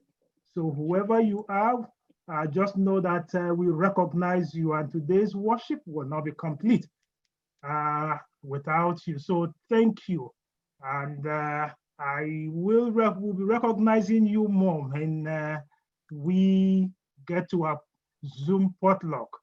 But what a joy that even I have the Nasina president worshiping with us. Mr. President, we welcome you. And to everyone, all the protocols are hereby observed. I also see my own sister, Sister Olowan, the Wakama, all the way from Heritage. I just, she's such an irresistible woman that wherever she is, the smile will captivate you. You are welcome. And to everyone in here with us, we welcome each one, and just know that we are here in the presence of our Father. During the Zoom potluck, I will have more time to recognize each one of you. Just know that you are all special. Today's worship is also very historic in our life, because this is the last Sabbath of the month of June. That means by His grace and power, we have seen the first half of 2020. What a God. I am just so delighted that I shout hallelujah, Hosanna in the highest. I don't know about you, that we are in the land of the living. I just lift my hand and praise Him and say, Lord, you have brought us this far. Please, if you tarry till the end of the year, please also see us to the end, that we all can rejoice. So it's a day of rejoicing. It's a day of thanksgiving. So welcome, and God bless you. And what a blessing also that we have the speaker of the hour coming to us all the way from our own place. So we thank the Lord. And by the way, he is how we have been studying about the word, and you had him demonstrate it today. A man who sings very well, also who knows the word. So I know that during the time he will also sing another song. So during that time. So what a blessing that we have with us today, Honorable Justice Teddy Chibuike Eruba. Teddy Eruba is the last son of a late pastor N.N. Eruba. And Teddy has been blessed with 5 children. Also, the Lord has elevated him. You know, there are some promotions the Lord will give you that man cannot give you. He makes you a parent. Then when the time comes, it also makes you a grandparent. So he has moved by the Lord's own doing, not man's doing, to be a grandfather. So he has 2 grandchildren. And just like Daniel, he's also not saying, I am a justice. As a result of that, I will not spread the word. Rather, he is in a time like this, spreading the word of the Lord. Also an elder of our own church there at Omokahia Township. So the Lord is using him all around. Also a high judge of Abia State. And he's also the president of the Eastern Nigeria Pastors Kids Association, and also the president of the Nigerian Association of Adventist Lawyers. So, but all this aside, Teddy, or as I will call him Ted, is a man of the Lord. Amen. A man who lives by the word, a man who gives all his all to ministry. And he is blessed with a wonderful wife, June Eruba. So here we will not call the justice, we will not call you Mr. Justice, we will call you Elder, because we are now before our Father. So Elder Eruba, you are welcome. And I pray that the Lord who has called you for such a time as this will use you mightily. The church is waiting, and I pray the Lord will empower you with a fresh anointing of the Holy Spirit. So go forth, speaking, spreading, and holding that vision aflame that the Lord is coming soon. Lift up the trumpet and loud, let it ring. Jesus is coming soon. Saints of God, after the choir must have finished singing, the next voice you'll be hearing will be that of Elder Teddy Chibuike Eruba. The Lord bless you as you come. The choir at this time. Amen.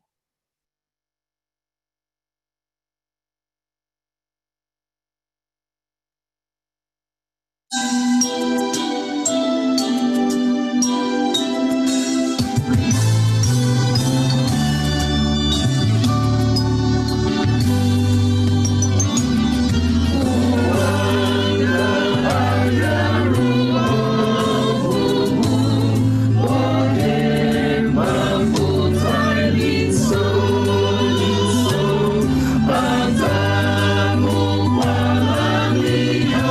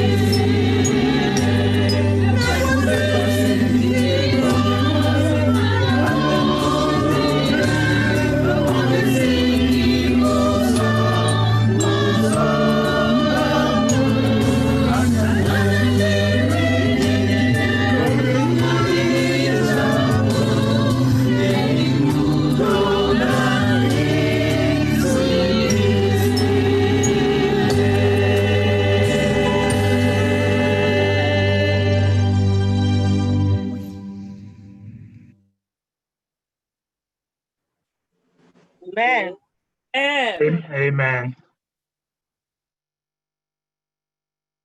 Such a wonderful opportunity like this. I bring you greetings from our place here in this part of the world. We thank God for the privilege of sharing worship with you. If there is one good thing the condition on earth today has brought to bear, is the fact that in the little crevices of my small village called Omokaya, I can be speaking to the whole world. It's such a wonderful privilege. It is the will of God that at this moment we should have the things that are happening around us. Because anything that the Almighty God did not permit cannot in fact happen. The effects of the pandemic we are having is moving around the world, and we cannot claim not to be part of it. So many families have lost their loved ones, and we have either lost our father or lost our mother or lost our wife. Some people have lost a great number of their family members. Some have not lost, but they have lost income, they've lost material possessions. There is a general state of despondency everywhere, which if we do not take care, we might place ourselves in a position of double jeopardy, whereby we will suffer very terrible losses and also suffer sanctions and recriminations from God because of how we are able to manage the situation. It is not difficult for us to understand that certain families, certain individuals in certain places of the world, as we listening to this message today, may have been wounded physically, spiritually, and otherwise. But I need us to understand that though the world is weary today, but there is still the mighty rock in the weary land, which is our Lord Jesus Christ. He is still alive. He is still ministering. The circumstances that are bedeviling us are not anything beyond what he can place his control on. I need us to understand that though families may have been shattered by the pandemic, our material conditions have been shattered. Let's not lose sight of the fact that we are still pilgrims. The circumstance should not restrict us to think about what has happened to us on earth alone, or make us alter what ought to be our mission statement while living here on earth. We are pilgrims. We have been made to understand by several passages of the scripture, several circumstances of life, the lives of people who have lived before us, that we are pilgrims. We haven't come here to settle. And if we appreciate the fact that we are pilgrims, then it is not difficult for us to understand that in this our pilgrimage, we have a pilgrims band, and God is still the faithful guide in this pilgrim band. Let us not lose sight of the fact that God is still the faithful guide in this pilgrim band, that he is still the shelter in the time of storm. We should not, by reason of the fact that there are circumstances around us that seem to touch our emotions so severely, that seem to affect us so badly, forget the fact that this is not our home. We have not come to settle here, but rather in a not too distant time, we will be heading quite close to our destination.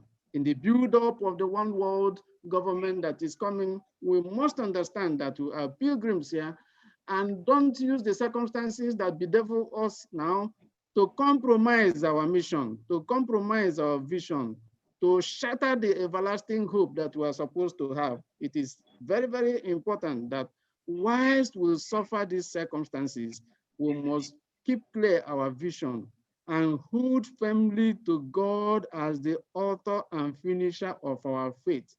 Whilst we commiserate with our friends and family and everybody that may have been adversely affected by the condition as we find it in the world today, please remember that the scripture has severally told us not to sorrow as if we do not have hope.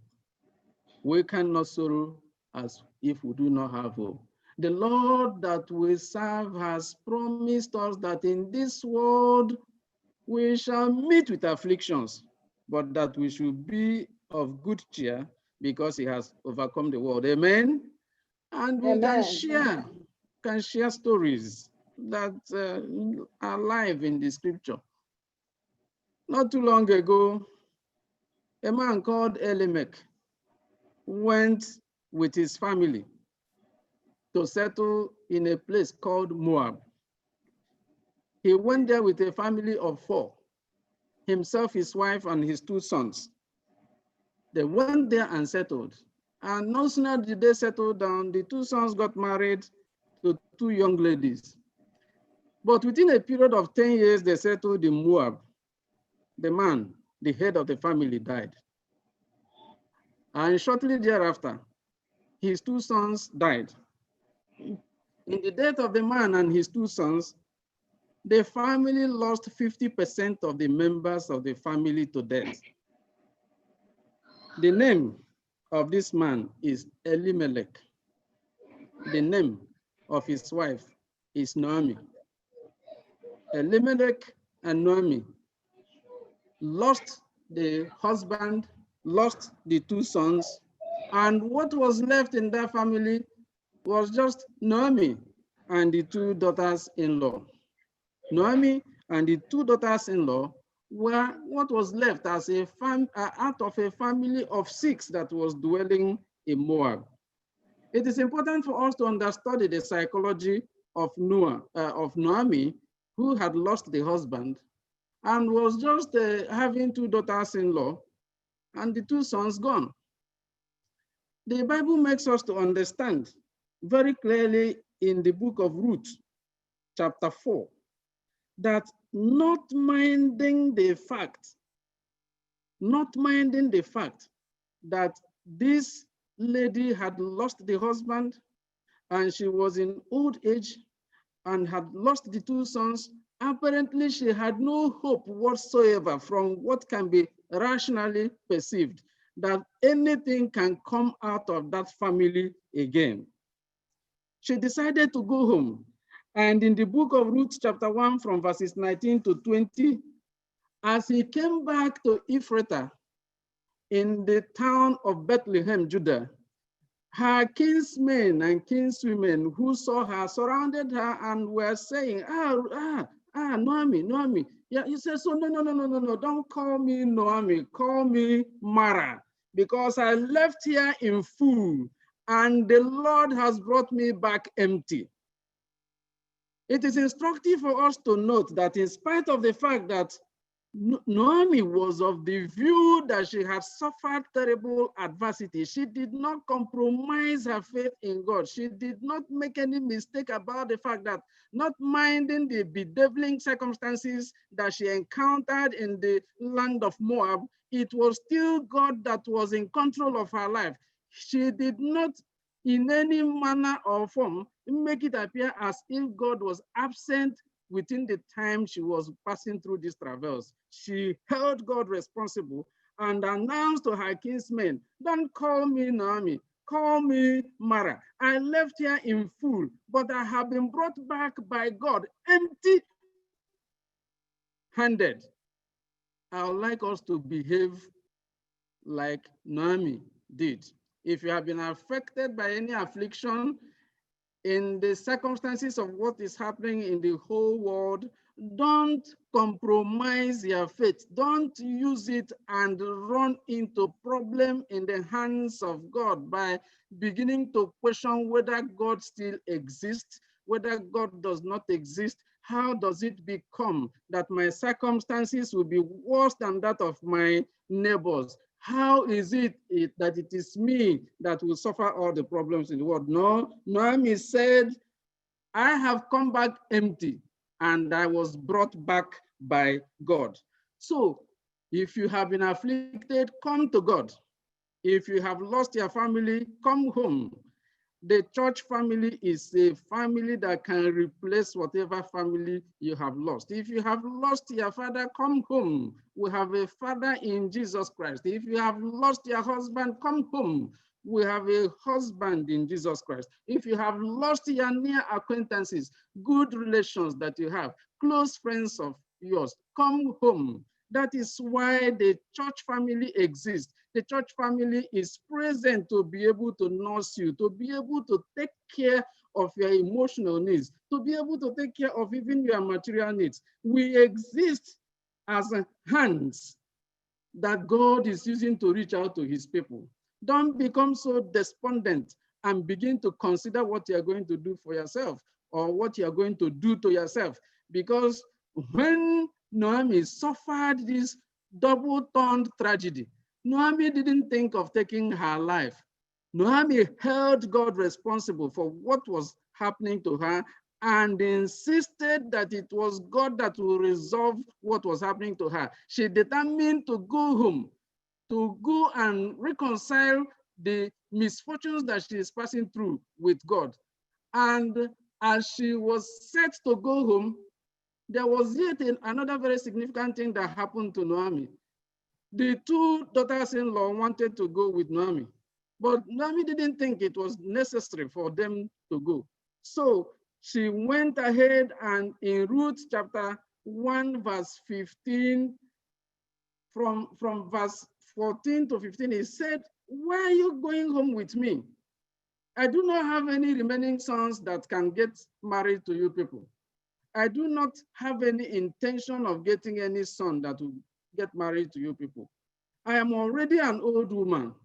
There is no hope that I can be, I can in any manner or form raise a child. That even if I get pregnant today, you will not wait for maybe 25, 26, 30 years for the child that I will give birth to mature to come and marry you people. So therefore, go home, go back to your people, go back to Moab, go and get married. You still have a future. Reconcile yourself with your future. This was said to both the two daughters-in-law of Naomi, Orpah and Ruth. They listened to Naomi. She held out a state of hopelessness in following her and made them believe that their circumstances would be better if they went their way. Orpah was sold to that logic. Orpah listened to Naomi, wept bitterly, kissed Naomi, and went away. But no sooner did Orpah turn around and go away, did Naomi also say that Orpah has gone to be with her people and to serve her gods. And this was the person that held out a state of hopelessness for Orpah. But Orpah went back and she commented in verse 15, chapter 1, that she has gone back to her people and to serve her gods. My brothers and my sisters, to go and serve her gods was not the best alternative in the circumstances. And I urge you this hour, I urge you this moment, please don't take the step that Orpah took, to take your destiny in your hands, to become master of your own future, to go back to where you were coming from, which is in contradistinction with where we are being led to as pilgrims. Don't make that mistake. Orpah went back to Moab and became fetish, to serve the fetish gods of Moab, and compromised her salvation. But you see, Ruth also listened to the same logic that Naomi presented. She heard the fact that, yes, you don't have any future following me. She heard all that. And when the mother-in-law insisted that Ruth must go back and follow after Orpah to go and be with her people and serve their gods, Ruth made what we can call today a decisive decision. Ruth looked at Naomi in the face and said, "Beseech me not to go home, or send me to go home. Your God shall be my God. Your people shall be my people. Where thou diest, I will die." This was an irrevocable commitment that Ruth made, conscious of the fact that a state of hopelessness had been presented before her. She was aware that there was no son-in-law coming out of, there was no son coming out of Naomi. She was fully aware, but she had been present when her father-in-law died. And she saw how Naomi conducted herself. She was amazed by the behavior that was presented by Naomi. And she saw it and remarked it. I said, this woman that can suffer this kind of loss, and yet was calling the name of God, and yet was believing that God was existing, I would like to copy her. So in her own traumatic moment, in her own emotional disorder, she remembered how Naomi went through the trauma, and she said, I will follow that God that gave you encouragement, by virtue of which you were able to overcome the shock of the death of your husband. I will follow your people who listen to this kind of God. I recommend this kind of emotional management to everybody anywhere in the world today that is affected by the disaster that is called pandemic, that is worrying us all over the world. Have the courage of Ruth. Take a decisive decision. I need you to understand that there is a difference between a decision and a decisive decision.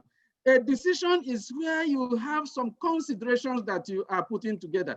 A decisive decision is when you have eliminated every other consideration and taken a decision unto death. That is what is called decisive decision. Ruth said, beseech me not to leave thee, or tell me to go home. Your God shall be my God. Your people shall be my people. Where thou diest, I will die. I recommend this kind of irrevocable commitment of faith to everybody that is listening to me today, that in spite of whatever the vicissitudes of life brings in your direction, hang on to God. Hold God responsible, because there is nothing that God did not allow that can happen. Don't compromise your faith because of the circumstances that you find yourself in. As you see, by the time Naomi was leaving Moab, 70% of her family had gone, because she had also lost one of the daughters-in-law to fetishism. She had lost one of the daughters-in-law to Moab. They were now going out of a family of 6, only 2 were returning to Judah. And she went on, pressed on, and never troubled Ruth again, because Ruth had made an irrevocable and irreversible commitment to follow her in spite of whatever life has thrown up to her as a current page. So they got home, and she was bothered about Ruth, such a young man, such a young lady, sacrificing her life, following an old woman without any hope, surrendering completely to God, because it was to God that Ruth surrendered, not necessarily to Naomi, because the emphasis that Ruth was making is, your God will be my God. Your people will be my people. And who are these people? People who serve God. They are the people that she was saying would be her people. God of the universe was the person that Ruth was saying will be my God. And let us now see whether God will live up to his responsibility in the circumstances that affect Ruth. Remember, As at now, Ruth has defeated the logic of reason. No, it is not reasonable to follow me. Ruth is heading for what we can consider that is unreasonable. The circumstances you have found yourself now may present themselves to you to make you look like it is no longer reasonable to live further. Don't ever listen to that logic. The logic that circumstances surrounding you will now make it unreasonable for you to go any further is a false logic. There is life after reason. There is life beyond reason. Do not because of reason and drop faith, because sometimes faith overcomes reason. Faith is beyond reason. Faith encapsulates reason. Faith can do far much more than you can do with your rational thinking process. And I am going to prove that with what happened to Ruth. 30% of the family now entered back to Ephrathah in Bethlehem, Judah. And shortly thereafter, God redeemed his image. God redeemed his name because Ruth was hanging on to God. He said, I will hold you responsible for what has happened to me. I will hold you responsible for the loss of my father-in-law. I will hold you responsible for the loss of my young husband. I will hold you responsible for my marriage that has been stifled. I will hold you responsible. I am not going to let you go. You will be my God. And those people you call your people, they will be my people. I have forgotten the hidden land where I came from. I will not go back to hidden. I will follow your people. I will follow you. I will hold on to you. I will prove that you are God. No sooner did they come back.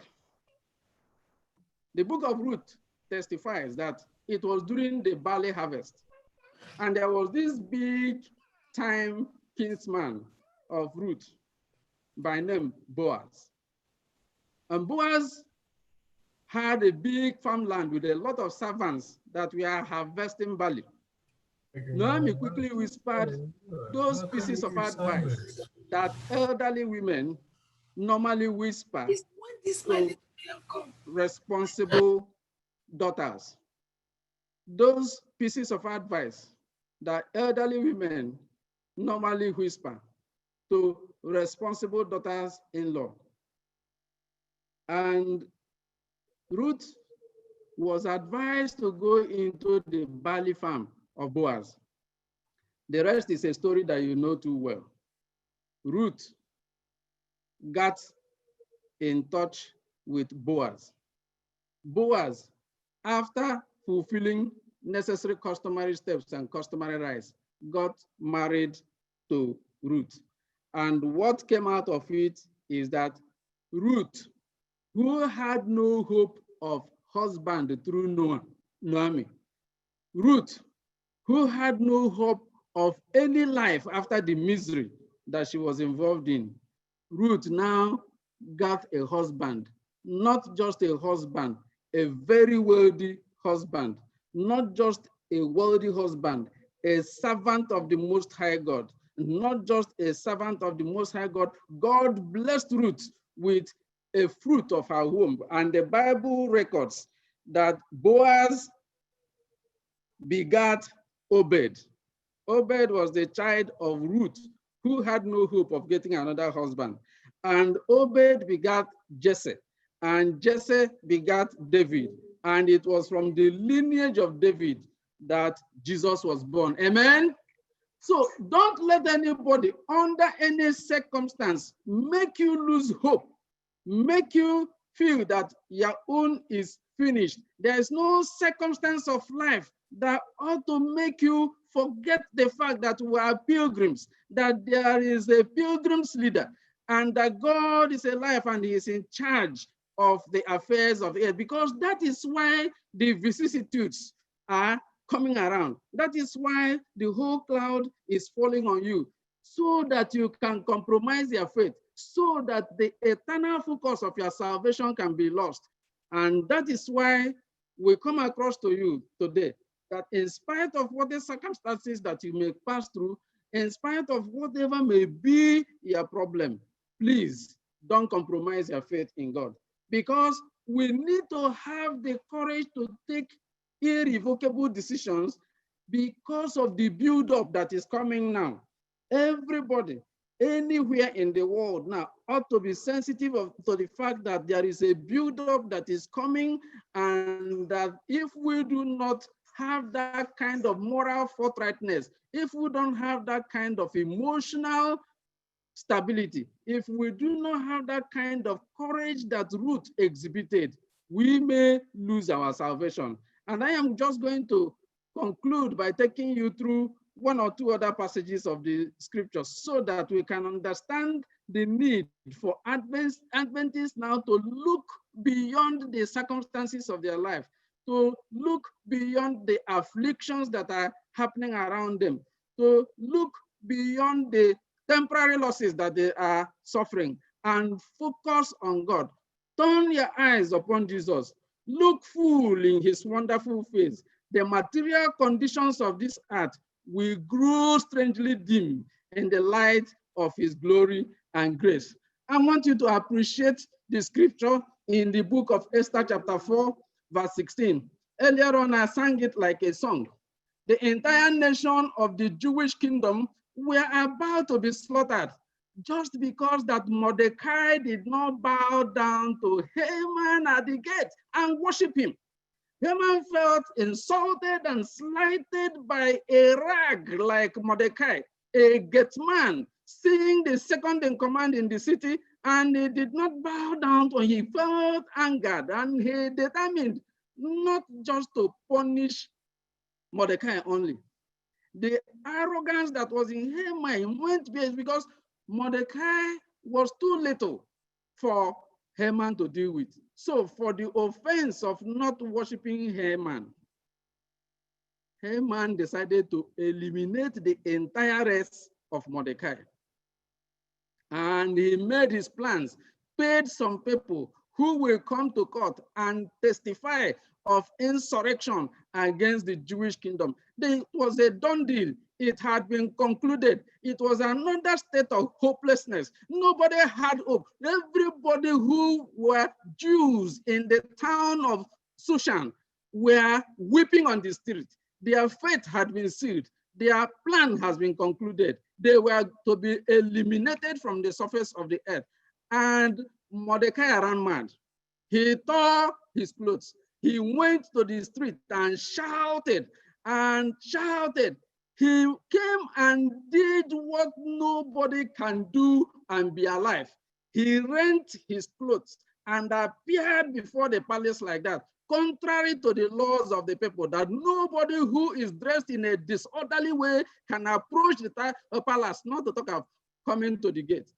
Mordecai tore his clothes and appeared before the gate of the palace. Words went across to Esther and said, your uncle has done what nobody can do and get alive. Esther lobbied around the palace, got a decent dress, sent across to Mordecai to wear. Mordecai refused to wear the dress. Mordecai determined to die to make sure that the nation of Jews was saved. This is another decisive decision. He kept protesting. He kept calling attention to the evil plans of Haman to make sure that the plan that Haman had made against the Jews does not come to fruition. Everything that Esther did to calm Mordecai down was of no moment. Esther pleaded with Mordecai and said, I cannot go to the king now and intervene, because by the laws of this land, except if the king has asked me to come, I cannot go. And if I go, I will be killed. Mordecai says, I care not whether you will be killed. If you do not intervene on behalf of your kinsmen, God will find a way to intervene, but you will be destroyed along with your family. Who knows whether it was for a time like this that you were brought to this kingdom. This was another state of hopelessness. And we are now looking for men of courage who will rise to the situation and pronounce the will of God in spite of earthly circumstances. Mordecai had put his life on the line, waiting in front of the king's gate to be killed. Esther was about to see the entire kingdom of Jews exterminated. And suddenly, Esther gave back word to Mordecai and said, go, fast for me. 3 days, 3 nights, don't eat, don't even drink water.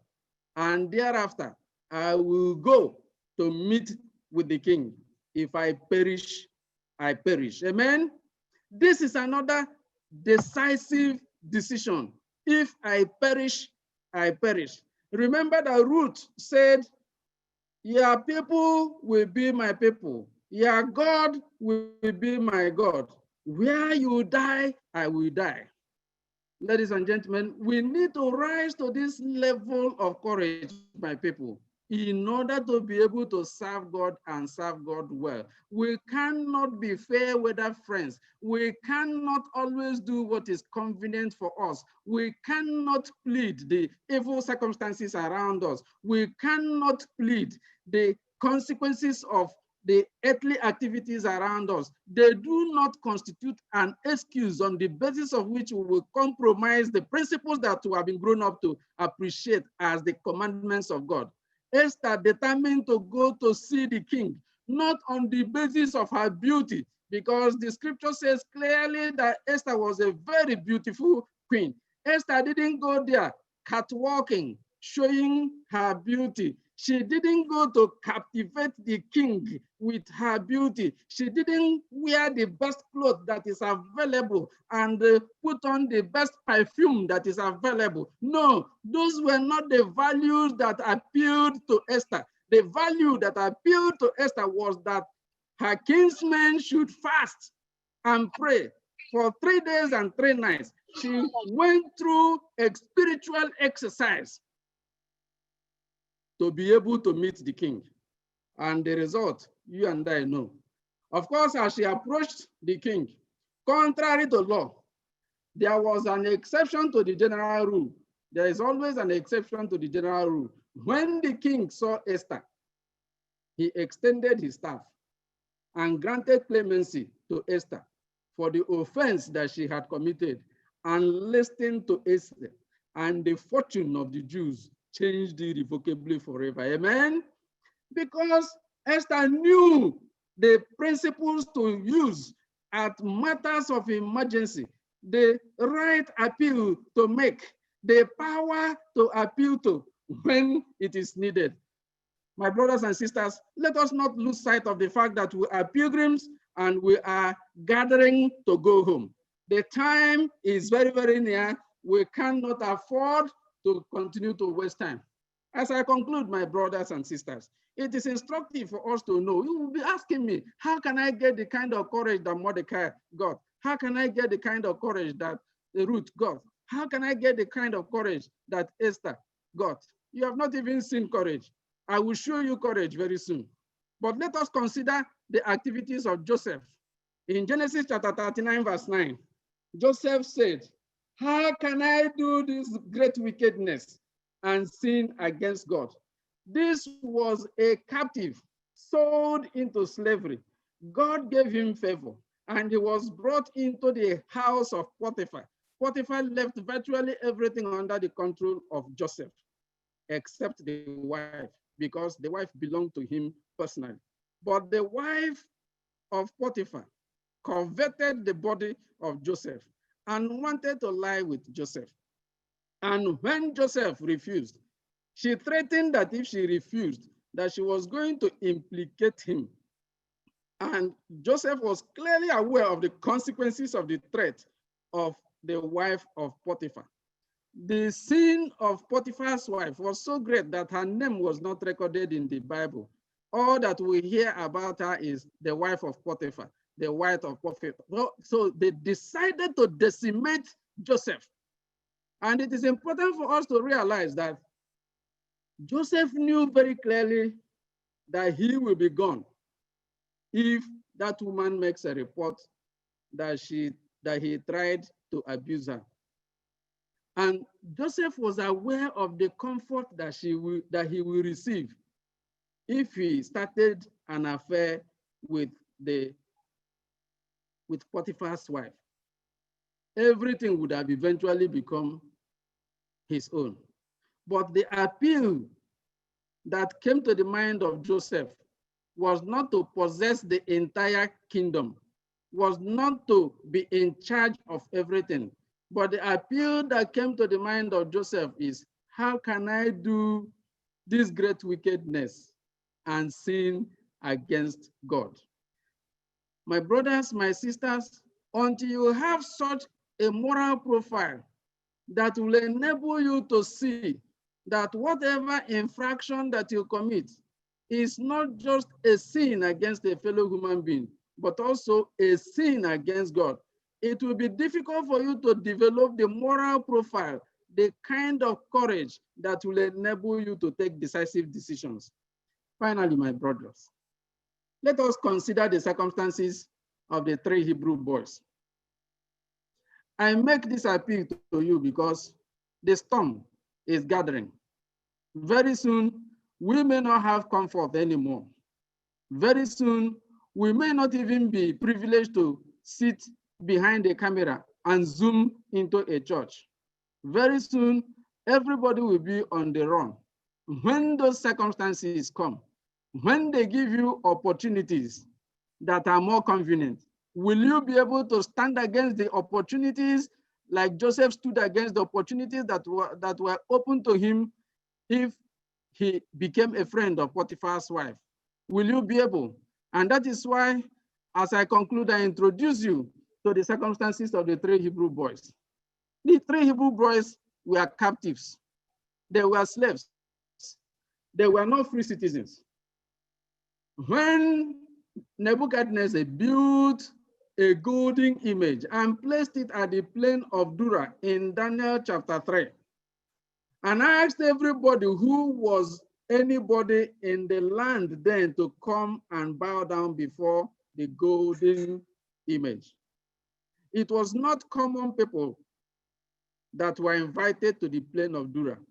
It was the creme de la creme of the society where Daniel and his brothers were living. It was governors, magistrates, judges, satraps, people who matter in the society were the people that were invited to come and bow down to that image. And they came, and at the sounding of the proper musical instrument, they bowed down. But there were people who were specifically monitoring the 3 Hebrew boys, Shadrach, Meshach, and Abednego. Some people made sure that they saw that they didn't bow. Otherwise, the crowd was too much. It may or may not be noticed that they didn't bow. But some people tracked them down. And who are these people? These are people who are conversant with the fact that they know that these 3 Hebrew boys serve a God that forbids them to bow down to idol. And they felt that because of the positions of comfort that they were now occupying in that kingdom, they will compromise that standard and bow down so that they can continue to be governors and satraps as they were. So they were interested in the office of those people, and they conspired to stay together to monitor him. If it was some of us, maybe when I noticed that I was being monitored, I may drop my biro on the floor and pretend to be picking my braille so that when they ask me, I will say, oh boy, didn't you see me when I bowed down? But if there was any time that the 3 Hebrew boys needed to stand erect, it was when they noticed that they were being watched. And they stood firmly upright and refused to bow down to that idol. Where did they get the courage? Maybe almost all of us can do that until they were now brought before the king, and the king said, is it true that at the sounding of the proper musical instruments, you didn't bow down to the image I set up? okay, I am prepared to allow you to go back and repeat the exercise. And but I said, no, king, don't waste your time. Don't waste your time. Oh, king, we are not careful to answer you in this matter. There is a God that we serve. He is able to deliver us from the fiery furnace that you are preparing to throw us in if we do not bow down. Even for the fiery furnace, we will not bow down. We are not careful. We don't even want to consider it. No, don't give us an opportunity to, no. We don't want to consider it. This is decisive decision. It has gone beyond consideration. Our decision is irrevocable. It is irreversible. And that is that we will not bow down. And even if that God decides not to save us, we will prefer to burn in the fiery furnace than to bow down to that image. Can you imagine the effrontery of somebody who is supposed to be a captive, a slave that was given privileges, standing before the most powerful king in the whole world then, and telling him that they are not careful to answer him in that matter? My brothers, my sisters, these are the kind of courageous persons that the scripture expects us to be in our time, because there is also a gathering storm that will require this mountain of courage. And let us not embellish it with all this thing happened. You saw when this thing was happening and so on and so forth. No, we need to stand firm, not minding what is happening to us, because we have been promised that these afflictions will come. We have been given an assurance that when these afflictions will come, that God has already overcome these afflictions. We need to stand on these promises of God. We need to beat our chest because of the kind of God that we serve. The God that gave future to a girl that had no future. The God that answered to the promptings of Ruth, the God that rose to the defense of Joseph, the God that fulfilled the power and promises of Esther, the God that saved the 3 Hebrew boys from the fiery furnace. God allowed them to be thrown into the furnace, but before they arrived at the furnace, Christ was already there. We serve a God that can turn a fiery furnace that killed the most powerful people of that kingdom, who came to throw them into the fire. They died by the fire. They did not even enter the fire. So it was deliberate. The scripture recorded it so that we can understand that that fire could actually kill. It was deliberate. The scripture needed us to know that the 3 Hebrew boys knew that they were going to die. The scripture needed to record the people who died just by the influence of the fire, not to talk of entering into the fire. But what the king didn't know, and what the 3 Hebrew boys didn't know either, was that before they entered into that fire, God had already sent no less a power than the power of Jesus Christ right inside the burning furnace, and they turned the fiery furnace into an air conditioner. God is going to respond that way mightily to you in your own circumstance. I urge you today to begin to learn to summon the courage, because the time will come when we will no longer be able to have the privilege of stating anything to the contrary. I urge you, my brothers, to rise above what we consider the convenience of life today and stop pleading, stop becoming a sympathetic figure. I urge you, my brothers, to take our circumstances by the storm. Turn your eyes upon Jesus. Then you can have the joy that exists in the life of a converted Christian, even in the midst of misfortune. Faith instead of rationale. Trust instead of evidence. God is yet God, even in this pandemic.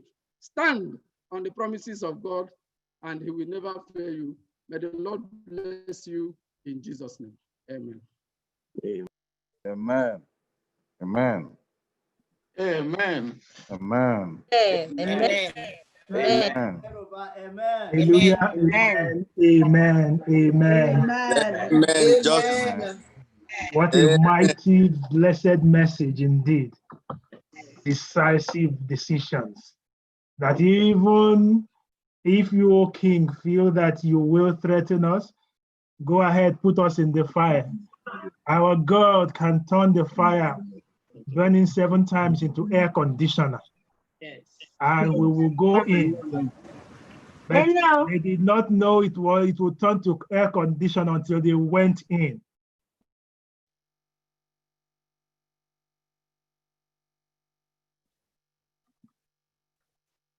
Yes, amen and amen. I think I hit it again. Yeah, Pastor, I lost audio. You're back here now. That God who can really turn that fire burning 7 times into air conditioner is still the God we are serving today. In that moment of your decisive decision, who do you turn to? Do you remember that your God and our God that saved them at that time is still the God now? Praise the Lord. Eruba, we praise the Lord for you, and we thank the Lord for sending you for such a time as this. And thank you that He gave you this message to bring to us at this time. What a blessing. And we have been seeing your wife by the side. Can you just move that camera a little? Beautiful. And raise it up a little better, because that way we can see her much, much better.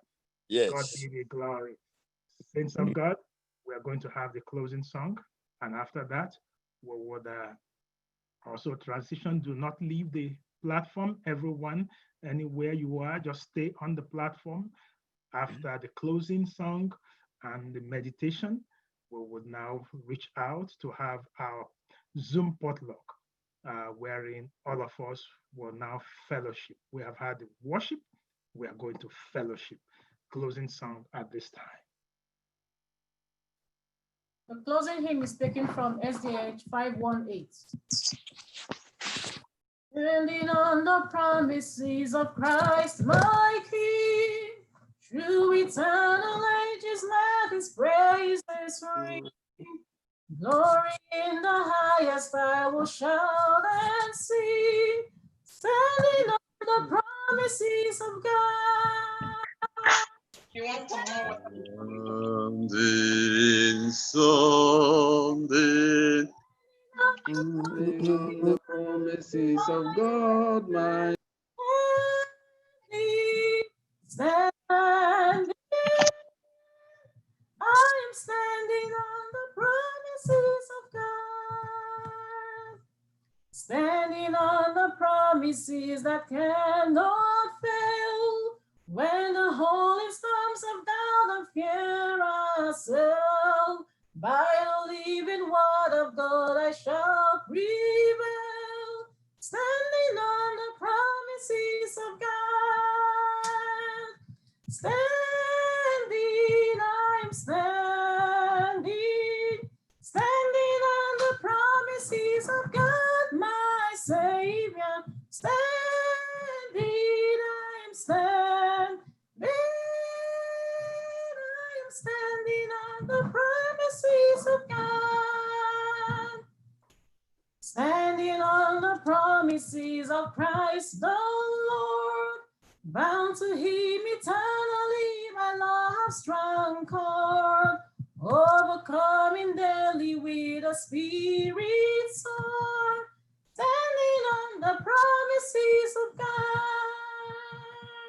Standing, I'm standing, standing on the promises of God, my Savior. Standing, I am standing, I am standing on the promises of God. Amen. Amen.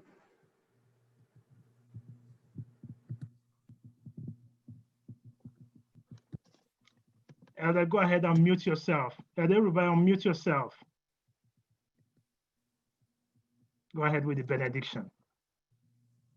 Righteous Father, we thank you for a time like this. We thank you for the privilege you have given us to share from your well of wisdom.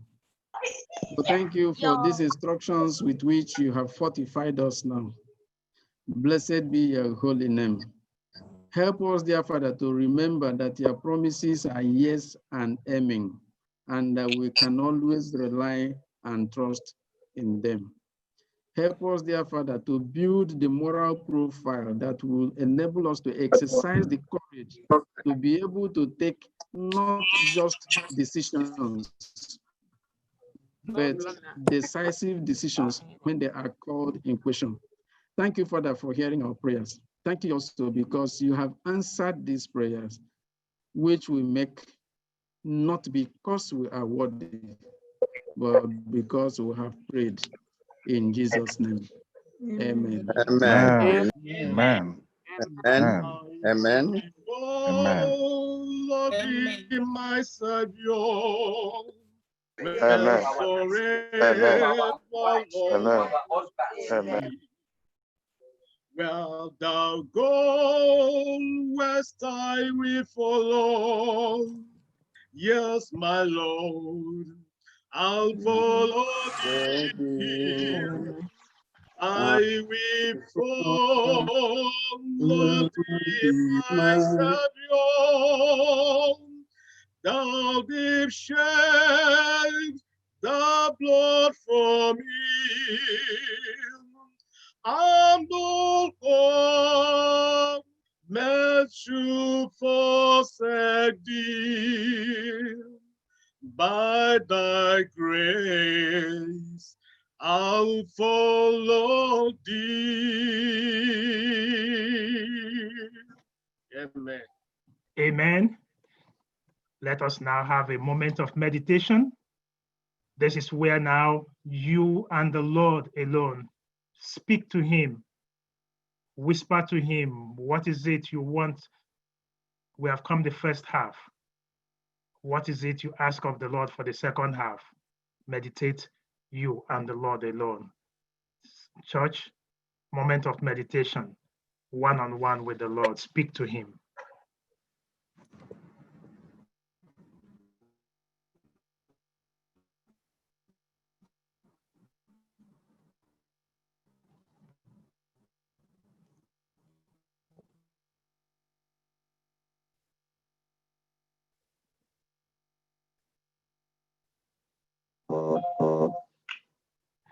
Begin to round up your prayer.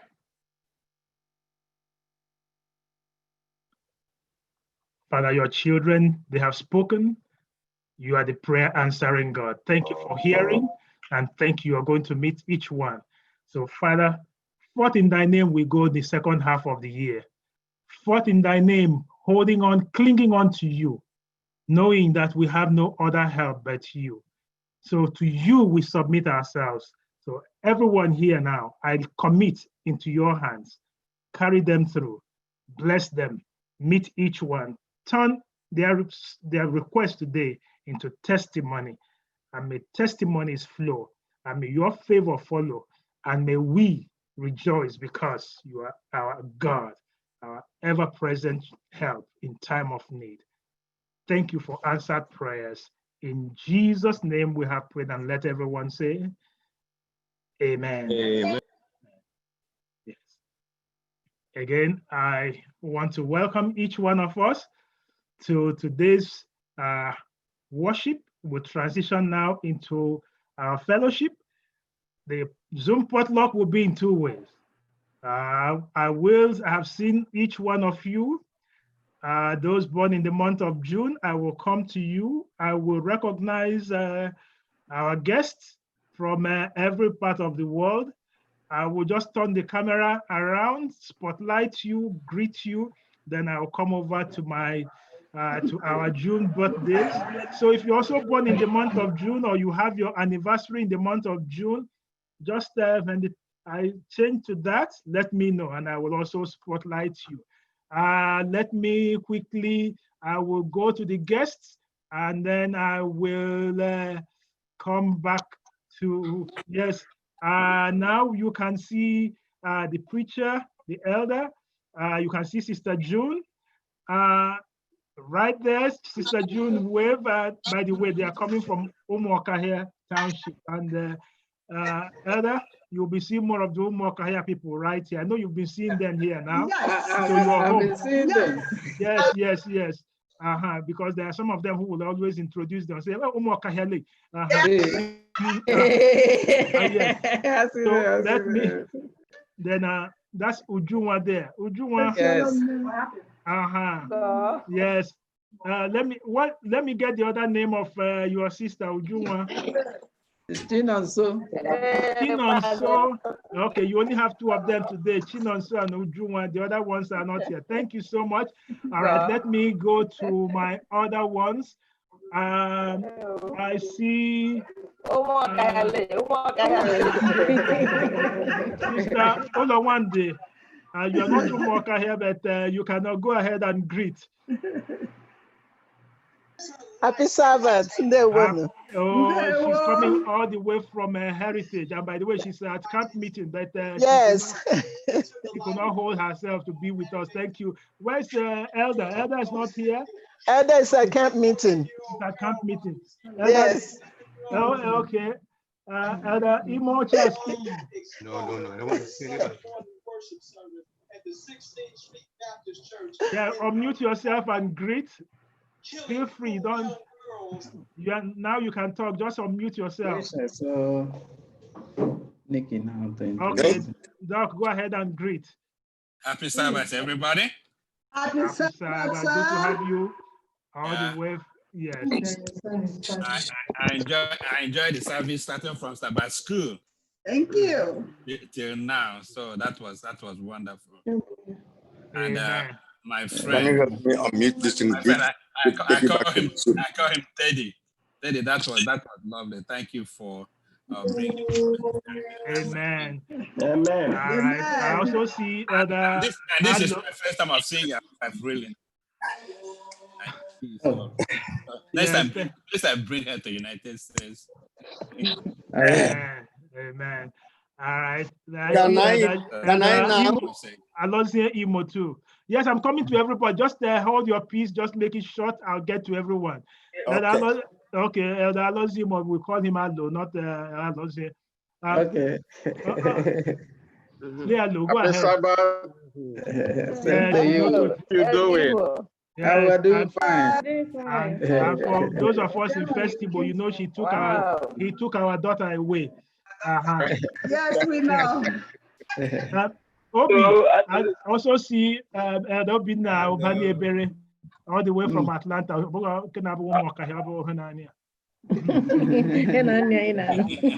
Ụmụ Chineke gọzie mmadụ niile o.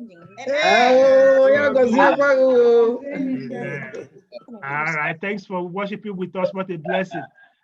All right, I see Prince Showboy. By the way, you should please let us know where you're coming from. Prince Showboy. Happy Sabbath, everybody. Happy Sabbath. Inotole. I am Talaogun. Okay, you're calling from where, Prince? Okay, I'm at Mepo from UAE, Dubai. That's where I'm from. Wassalamu alaikum. Yes, thank you so much for joining us. The Lord continue to protect you and continue to abide with you. GCK, good to have you. Brother Austin, Austin phone. Go ahead, Austin's phone. Yeah, happy Sabbath, everyone. Happy Sabbath. Yeah, I really enjoyed today's worship. Watching all the way from London. Right. Amen. Brother Austin, good to have you. Yes, please come again. And by the way, you can also subscribe, each one of us, those online, those on Zoom, please hit the subscribe button on YouTube or Facebook, and we'll always be getting our worship live. All right, Sister Joan Onoha. Sister Joan Onoha. I'm calling from Canada. Happy Sabbath all. Happy Sabbath. What happened? We can't hear you so much. Yes, I know you can hear me. That's the little voice I have. Happy Sabbath. Happy Sabbath. Sister Noha, God bless you. Sister Noha, you're calling from where? From Canada. From Canada. God bless you. Whatever is with that voice, I pray the Lord to clear it for you in Jesus' name. Amen. Next time we'll hear you loud and clear. Good to have you. Yes. Yes, and then I have our own elder Stephen Amechi. Yes. The guy in there I am Mukaleka, a neighboring village to the speaker of today. Lo Mukaleka.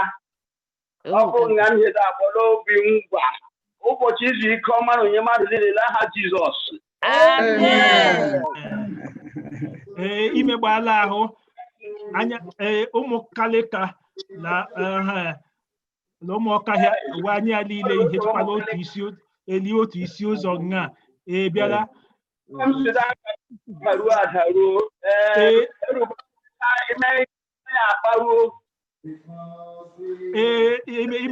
imegbara ahụ yes jisike and I can see though she says it's happy, but I can see Mrs. Ole Obonna. Dole, unmute that when that mute button, unmute it and greet. I know her as my Dole, not any The kind of one and Eruba. That sermon of today rings a bell. Amen. Amen. Anyone goes on. Because had Jesus. Amen. Amen. Yes, God bless you, ma. All right, I have Brother Livinus Wabu.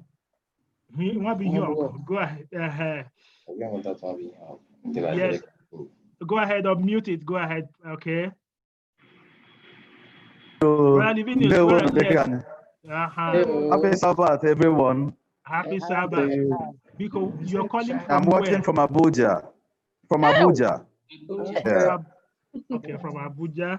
All right. Yeah. Yes. A little more of yourself, because the way you said that Abuja tells me something. Tell me a little more. Church, just wait a little. Abuja. Please go ahead. Yeah, me more. living with Swaborg is my name. I'm actually from Obiengwa, Abayawa Hands, Obiengwa, Abia State. But I live and work in Abuja here. Yeah. Abuja. Yeah. By the way, are you from American style? No. American style, no, just spotlight him one more time. Spotlight him one more time. I just want to ask one more question. Exactly, please. Yes, I want to, because that name and Guardian sounds a little related. Guardian newspaper, all right? No, Vanguard newspaper. Oh, Vanguard newspaper. So yes, tell me with Vanguard newspaper, what is that with Vanguard newspaper? Yes, I am a journalist. Actually, I practice here. I work with Vanguard newspaper. Okay.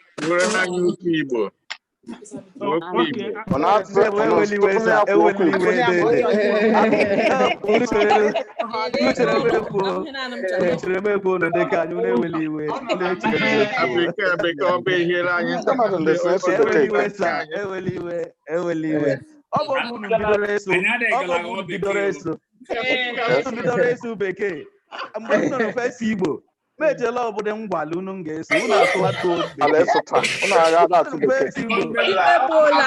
ọ bụrụ nke ụzọ kwụsị agụ Imegbuola. bekee Uja.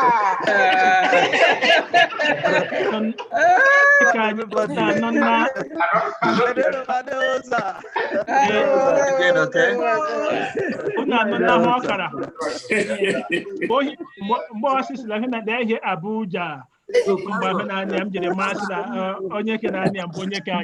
Okay, let me. Okay. Okay. Spotlight me, the next person. Spotlight me. Okay. Maduka at yahoo.com. Okay, go ahead, my brother. Anyone?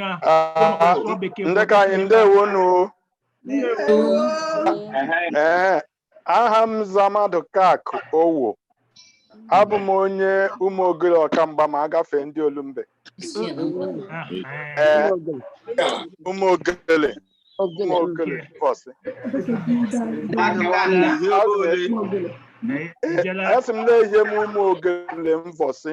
Ịgafe ụmụarụ gafee ndị Olumbe. Eji ọdọ nga ụmụ ogele.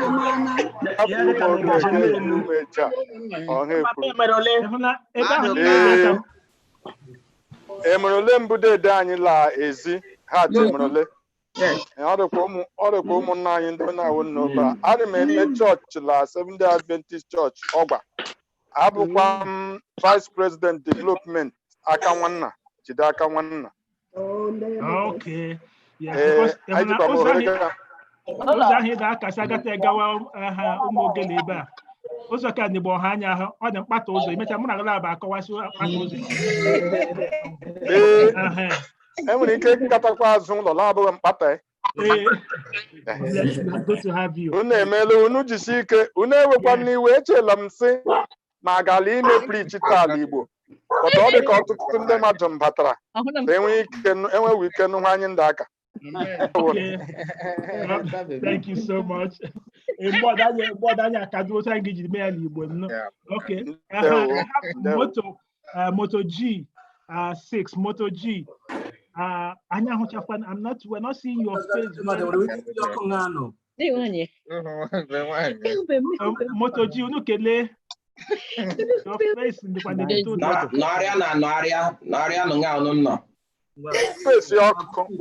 ọkụ. Yes. When we're working on that, let me go over and lockdown.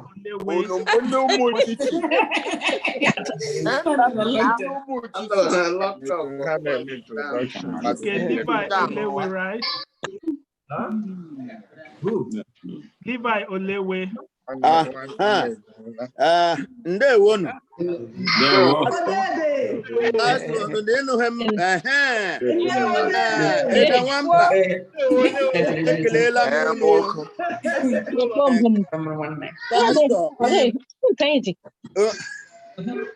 Igbo chọọchị anyị nọ na New York. Ekelere m unu otu unu njiri mee nwanne m nwoke. Eruba. Unu eme ya bịa zi anyị ozi ọma keta ọ bụ nwanne m nwoke abụ m onye ụmụ ọkahịa ebikwana m la Houston, Texas. And New York mbụ my home ụmụnne m juru obe a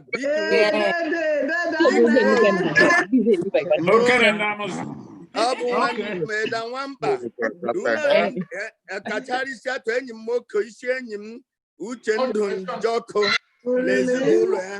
Yes, so we are here. Chineke gọziere m unu niile okwu ọnụ ọkọcha na ezinụlọ ya na-ebute ụmụnne m na anyị ihe ụmụ ọka ya ụmụnne gọzie unu niile pastọ ohere ihe ministry Chineke gọzie ya n'aha Jizọs. Thank you so much. So let me go to Gabe Otuonye. Gabe under the family. Did he call him and he answered? Did you get Hey, no Tole.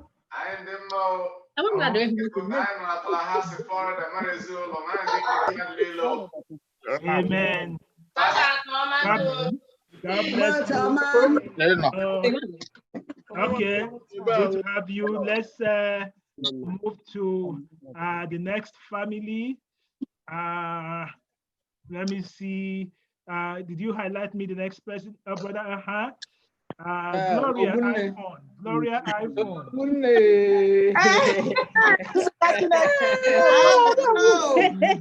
Amen. Sister Gloria, did you hear that? Adam from Houston, Texas. Amen.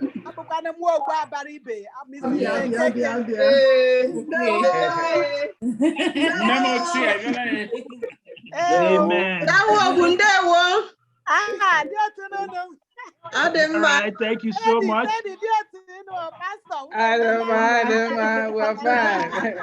All right, so let me go to Peace. Okay, Cecilia Polono. Cecilia Polono.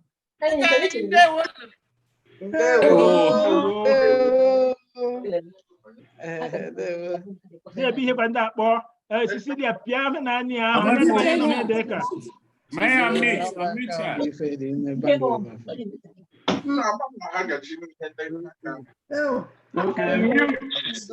She's muted.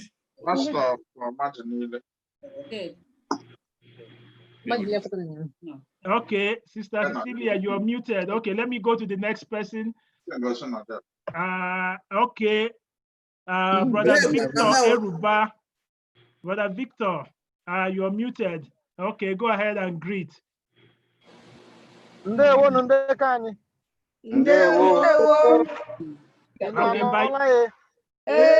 your name we shall know you, right? Yes.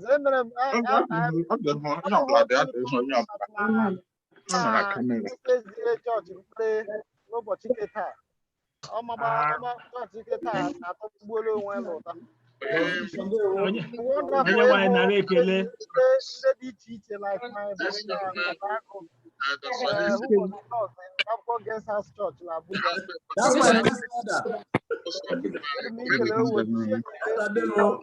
Amen. Okay, I see another Eruba, Chibwike, Nicholas Chibwike Eruba. That's my son. Brother Chibwike Eruba, go ahead, unmute yourself.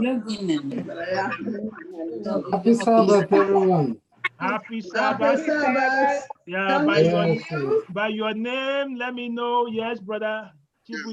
Yes, I'm joining the worship from Ireland, and it has been a privilege. Amen. From Ireland, eh? Yes. Okay. Oh, praise the Lord. You've been here with us. That's my God bless you. son. Thanks for joining us. Eh? All right. Let me go to Sister Peace Uhebu. Brother Peace. I mean, Sister Peace. Okay, she went off the air. And then I see Justice Jesus.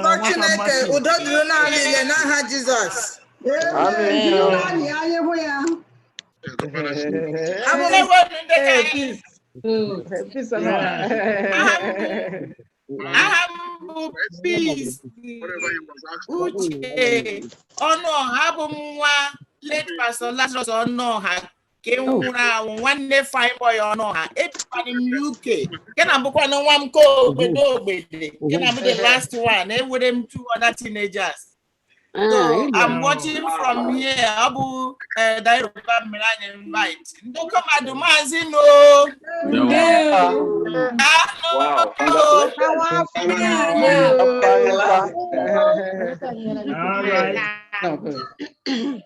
All right. So let's also now move over to my other guest. Let me see. I see Omeono Wisdom. Omeono Wisdom. To speak to us to hear. Dịka anyị maazị nụ. Nkanu. Obi atọgbuola m gbuola m bụkwa part of this family. Abụ m nwa pastọ Nwambụ. Anọ m na Aba Headquarters Church. Abebe m si akpọ. Amen. All right. Gozie unu kwe ka ihe ya na-amụ n'ebe unu nọ n'ezinụlọ unu niile n'aha Jizọs. Amen. All right, brother Chinonyere Mwaeze, Mwa King. Okay, brother Chinonyere, go ahead.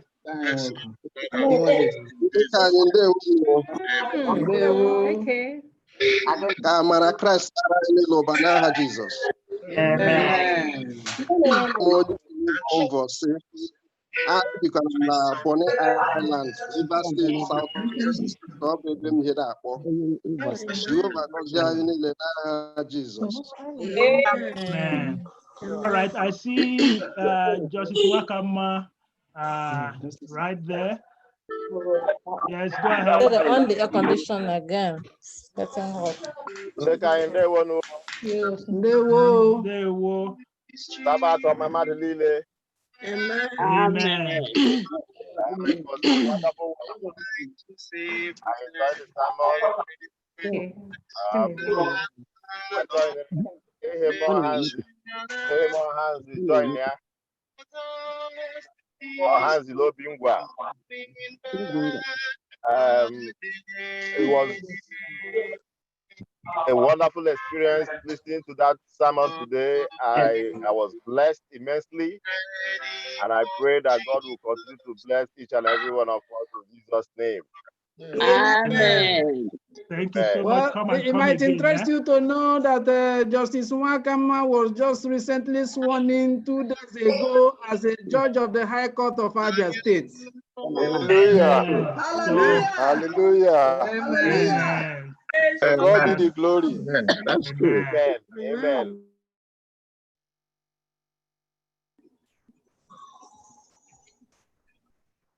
By the way, we have 2 justices here today. Please, everybody, just make sure you don't go beyond the law and above the law and beneath the law. Just stay within the law and not outside of the law. Okay, thank you. The 2 justices will not hold us accountable. All right, we thank God. We pray that the Lord will continue to bless your ministry. Amen. All right, let me come to Sandra Kings Obonna. The choir master, she was commanding today. Go ahead. Yeah, Sabbath Omo. I am here in Babcock, Nigeria. I will buy here the Eku. Amen. Amen. Amen. Amen. Good to have you. See you, Kingsley. All right. Now let me come to Sister Peace Uhebu. Sister Peace Uhebu. Hello, nzukọ Chineke unu n'otole.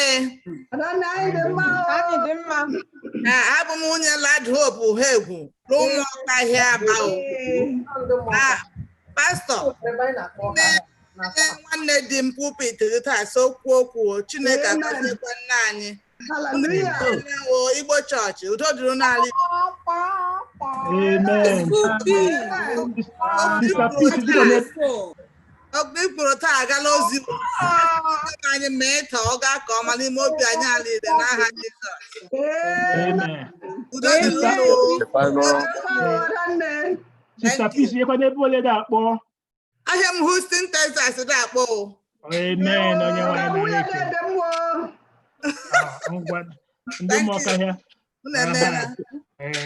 Okay, I'm going to shift a little now, and you can now know why we speak English and Igbo in this place, because our audience is mixed. So at this time, I will also introduce Sister Rosalie. Sister Rosalie, well, let me see, Sister Rosalie. Sister Rosalie, can you go ahead and mute yourself and greet? Happy Sabbath for everyone. Happy Sabbath. Happy Sabbath. It's always a joy to have you. And if you see, the Bible study is going very, very well. So keep up the good work. We pray the Lord to bless you. Amen. Yes. Amen. Welcome. Just know that each Sabbath that we see you, we're so glad to have you. Amen. Yes, God bless you. So to my audience, that's why we normally have English and Igbo. Yes, brother Precious. Very precious indeed. You know, Tony? I'm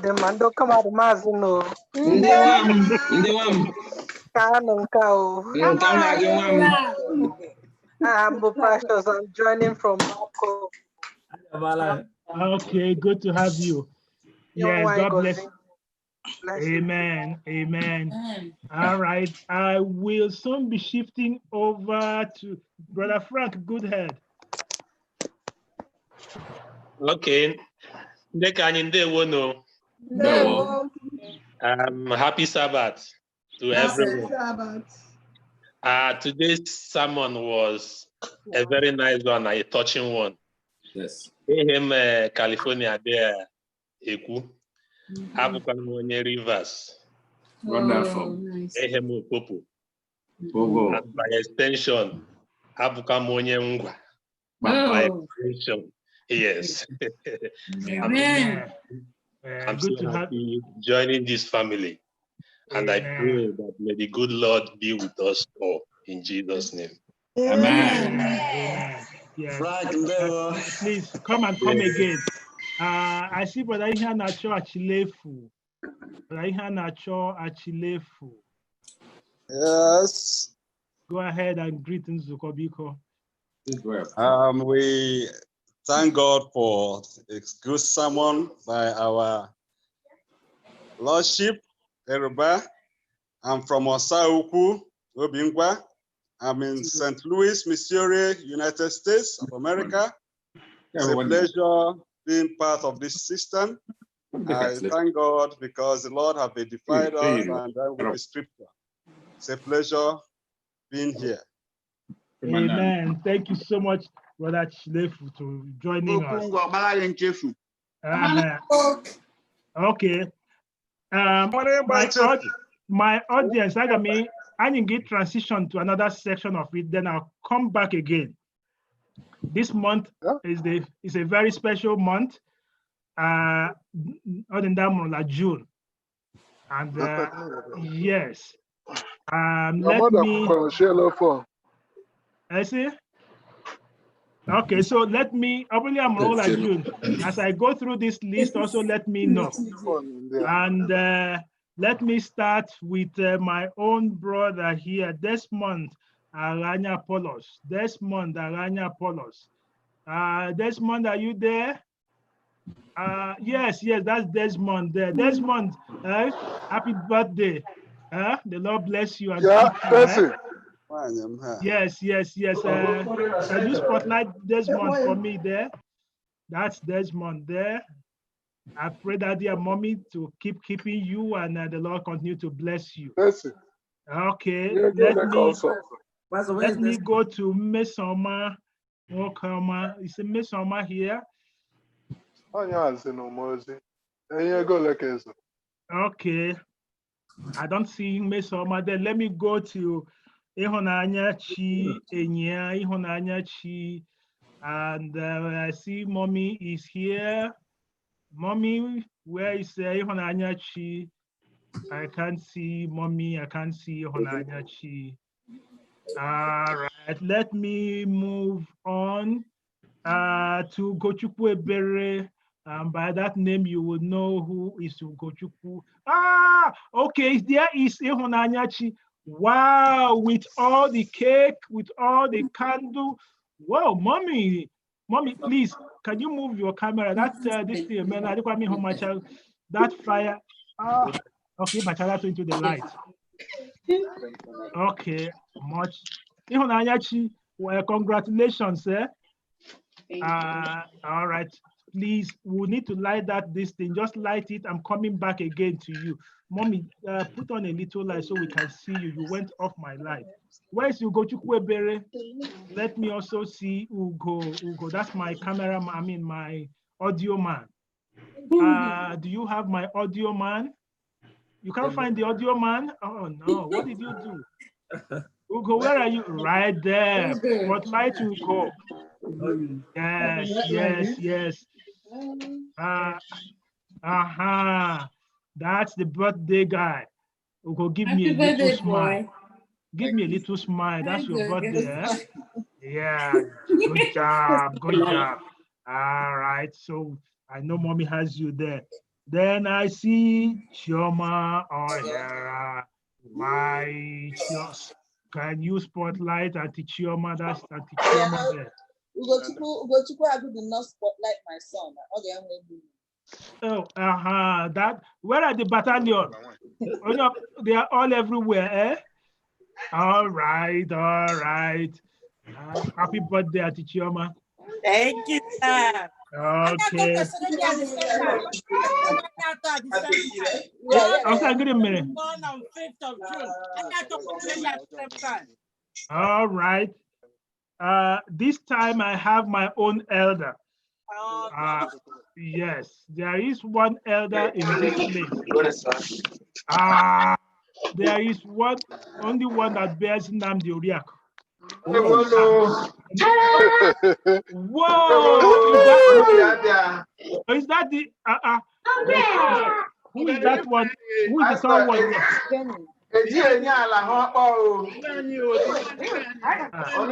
All road leads to this place. Where's the address? Where is the address of this place? Okay. All road leads to Orenta. Social distance. Social distance. Great.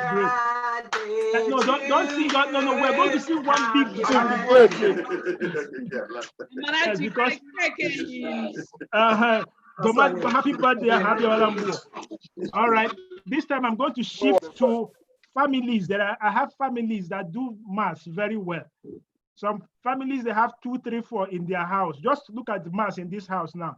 Their boy is a family. Their own mass, 2 people in the house. I have also Aboeze and believe the Aboeze. Where is the Aboeze family? Yeah, also just half work go believe in Longa. Oh, where is believe and also I mean believe, how are you? Where is the cake? No cake? Yeah, cake here on the 2nd. Who kill him? I will kill him. Okay, God be the glory. Now I have another family.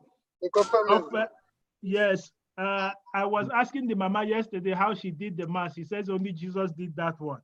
I have Olomu and Chioma Wampa, and you know they are all me. Chioma Wampa. Okay,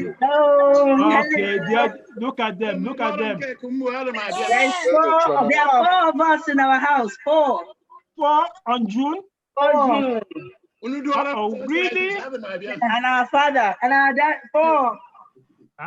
I don't know how that must happen. Where's Mama to answer that question? Mama, where are you? Grandma, where are you?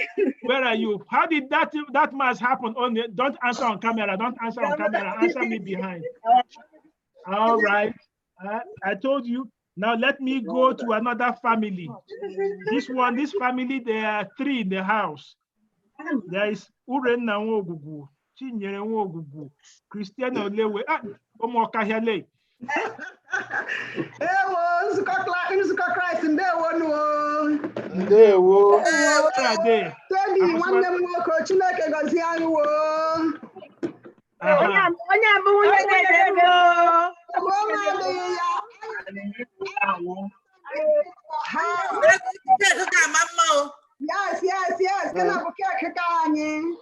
So, courtesy of my daddy. And my baby is here.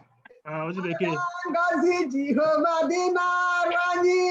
Okay. N'ihi na cake afụtala bụ Ngozi Jehovah gara. All right, let me go to another family. This one is very special. Uchendo Njoku, Mozichi Njoku. I don't know. I think maybe that's the thing they used to do the mass. When the man said, "You see, I am June," the woman just said, "I am June." Okay, now we can decide. Duce, go ahead and explain what happened. What happened with the June? What happened is that my wife is June 6. I am June 13. Okay. She is the senior partner in this union. Amen. Okay. We thank God for everything. But let me just give a little shout out to my friend Leo Lewe for coming to support his 1 year obede because I'm a very nice preach. And also, please allow me to shout out to my classmates and very good friends, Dr. Charles Simo and Olezu. Please come again. But you did not answer the question of the mass that June did to get you together. I got a birthday party like for only June. Okay.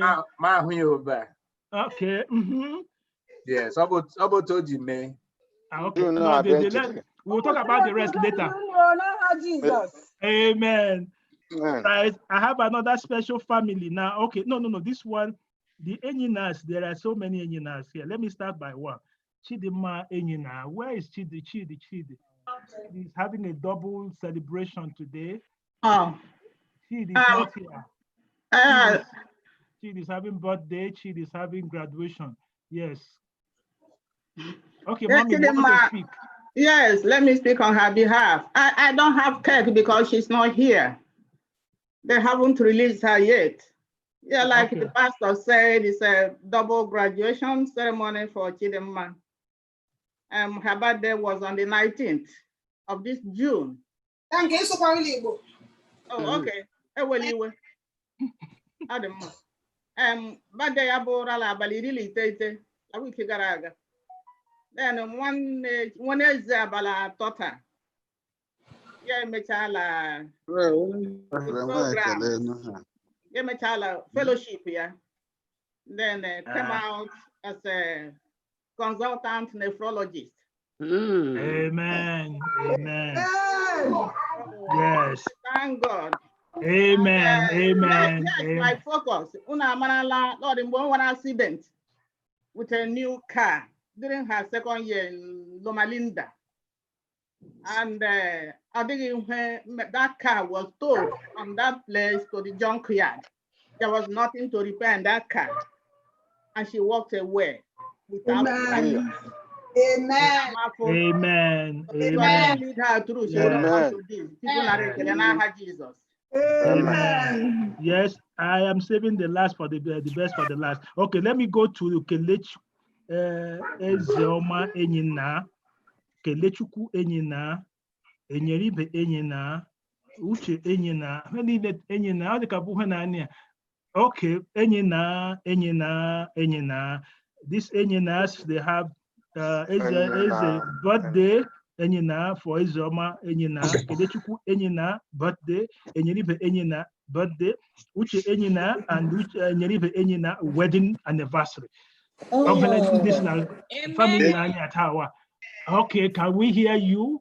Then I will go to the last and the best one. Okay, go. Amen. Go ahead. 23 years. Happy day. 23 years. From like June, or the third one like June. June, and the case present papaya, papaya with the same birthday. And it's been a long way. I'm sorry, as I became my land of 23 years la marriage. I know. To God be the glory. So how many cakes nonga? How many cakes? Okay, you know my graduation cake, my heli make a heli with thing. Okay. All right. Now let me go to one special one. The elder of the month is Elder Ihanye Matthew. He is the elder.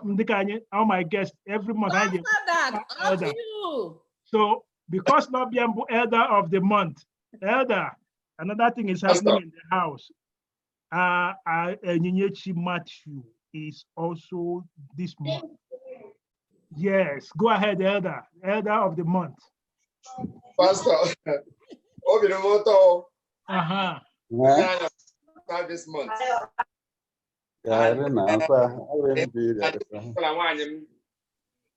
Son 50. Wow. That's wonderful. I recognize Amen. Amen. I told the preacher of the Dembo Teddy, justice, that's your Mamara Balelata. Amen. Amen. Amen. The cake you up on the child? Cake that I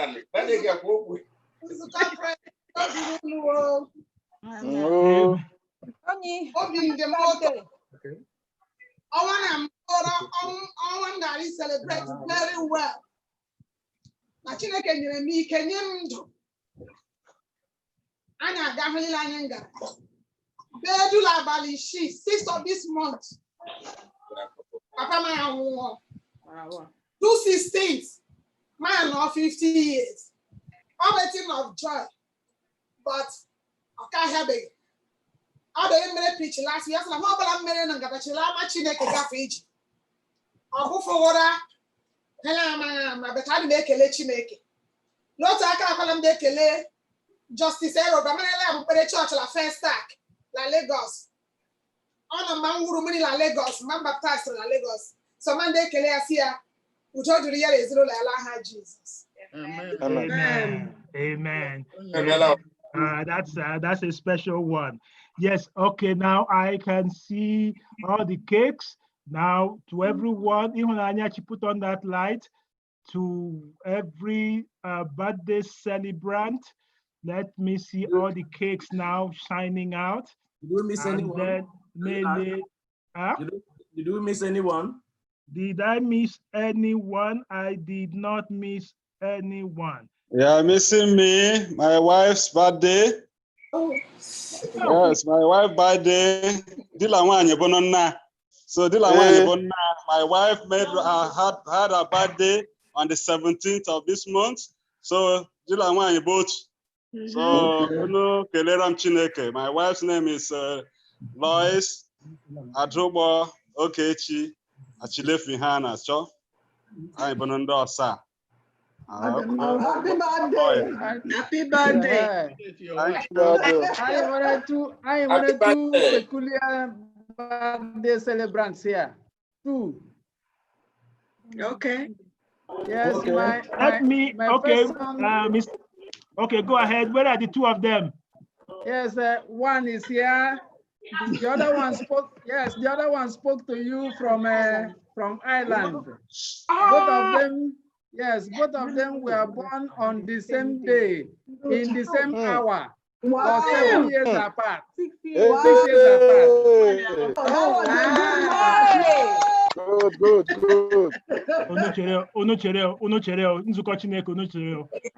Eche must be justice in Bella Church Tower. Top mathematician, don't make Bella Church.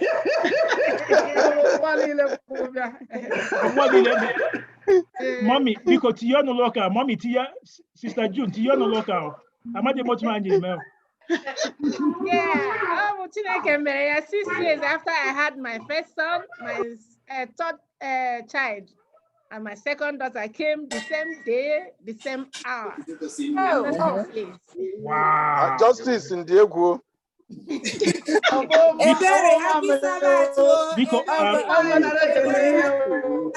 Please, Honorable Justice, because which section of the law the equal to why this was going on? Which section of the law the equal to? the section on the jurisdiction of mercy. Amen. Amen. I like that. To God be the glory. Amen. All right, that's a good one. All right, did I miss any other one in my guess? Did I miss any other one? Yes. Oh, who again, please? Raise your hand. You miss Grace Alozia from Chicago. Grace Alozia. Biniko mahuni hungu biko. Abu no book na. Ay.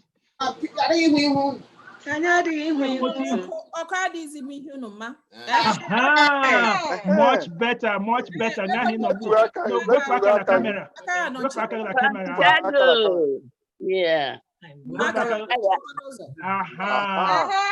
Wow, finally. I am going to Yes. Illinois. Amen. Good to have you. David,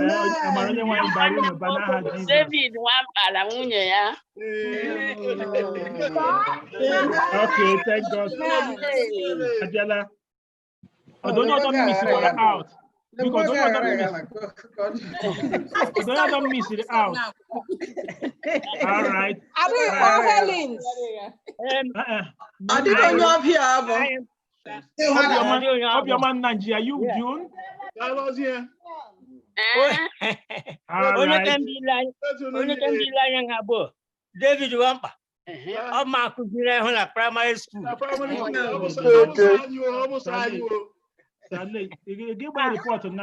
mama dị na alọzie. Oh yeah. Ụlọ ma alọzie. Onyinye chere. Asọpọ. Praise the Lord. Praise the Lord. Daddy, welcome. All right, let us now. All right, let us now. Okay, we are going to sing the birthday song. Where are you all, please? Brother Nwogu, are you also? All right. So let me now have my birthday song, and then all the candles are lighted. Chioma, let me see. Sister Vicky, where's your lighted candle?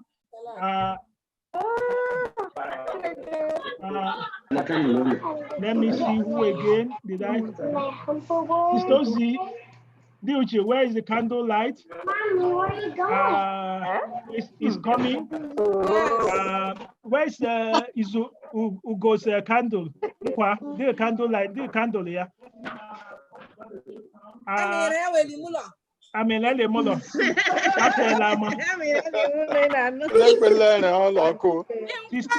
Sister Rose, where is the light? Edoriak, you have the light on? Yes. You know what? Amara, we're going to give you the privilege. You're going to sing the birthday song for everybody. You're going to sing the birthday song for everybody. All right, let me make sure that I have all this thing. Okay. Wait, I needed to see Desmond. Desmond, Desmond. Desmond. Okay, please bring Desmond. Ugo. Desmond is on Galaxy A10s. A10s, Galaxy A10s. Yes, that is Desmond. That is mommy. That is daddy. All right. Okay, now let's go and have the birthday song, and then we will pray. I'm gonna go ahead and sing on behalf of us all. Happy birthday to you. Happy birthday to you. Happy birthday. Happy birthday to you. Happy birthday to you. Happy birthday. Happy birthday to all of you. Amen. Amen. All right, we'll ask the head elder to whisper a short prayer for all our birthday celebrants. Okay. Elder Wampa, please go ahead, pray for all our birthday celebrants. Onye anyị na Chineke anyị onye pụrụ ime ihe niile. Anyị onye na-adị ndụ niile ebighị ebi. Obi anyị jupụtara ọṅụ n'ụbọchị taa ikele ekele etogho mma n'ihi chi anyị ka ebe. Ebe Chineke na-ejighị enye eleme ihe anya na-emere anyị. Ụbọchị nketa anyị dị ikele ekele bụrụ otu obi na olu ndị olu na-ekele Chineke anyị n'ihi n'imeela. Anyị adịla ndụ hụkwa afọ ọdọ ka ị nyere ọtụtụ n'ime ndekọ anyị n'ụbọchị nketa Chineke anyị. Ọ bụ n'ihi amara, ọ bụ n'ihi ebere ya nsị nara ekele n'aha Jizọs. Anyị dịrị oge ha nwoke na Chineke sị gị biko bịa nọnyekwara wo, nyewe ogologo ndụ, nyewe ahụike, nyewe amamihe nke Chineke nke eluigwe dọtawo nso karịa ka adị gara ala bụ ndị oge ha nwoke na Chineke anyị. Nọnyekwara anyị niile mgbe ị dị imere onye takwa anyị Chineke nke eluigwe mmadụ niile ndị ọbụla m zukọrọ n'oge ha nwoke na were amara anyị gọzie anyị Chineke nke eluigwe wee ka anyị nwee okwe tụkwasị obi ụbọchị niile nke ndụ anyị n'ihi dịka anyị nụrụ taa Chineke nke eluigwe na nwata hụ ọbụla emere anyị n'elu ụwa anyị nwere olileanya ahụ ndị ngosi sịla Jizọs ga-ebịa ọdọ wee ka anyị bụrụ ndị ga-enọsi ikele ime onye nwe ndị ejere gị ozi otu ọ ga-ebu mgbe ọ ga-ebịa ọzọ onye nwe anyị adịghị abụrụ ndị ga-ezukwara ala eluigwe bịa celebrate abadde anyị wee ka ọ dịrị anyị otu a n'aha nwa Jizọs Kraịst onye nwụrụ n'ihi anyị. Amen. Amen. Amen. Oh, Amen. Okay, let's go to the stage now where they cut all that cake. Okay, so Sister Rose, cut that cake. I mean, where's the knife? Cut it. Sister Vicky, bring that cake. Edoria, bring that cake. Cut. Okay. Bam. Have you cut the cake? Okay, we're going to cut the cake. Everyone get your this thing. We'll spotlight everybody. Once I say J-E-S-U-S.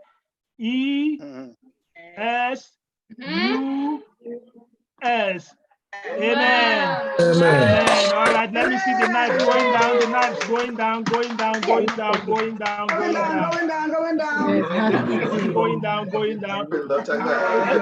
And I won't. We didn't hold the knife. Where we did the knife? And I won't. The knife. I'm Jacob.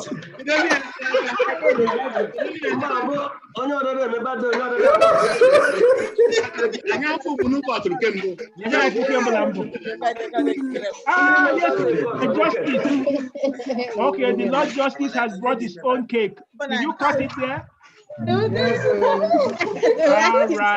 All right, very beautiful.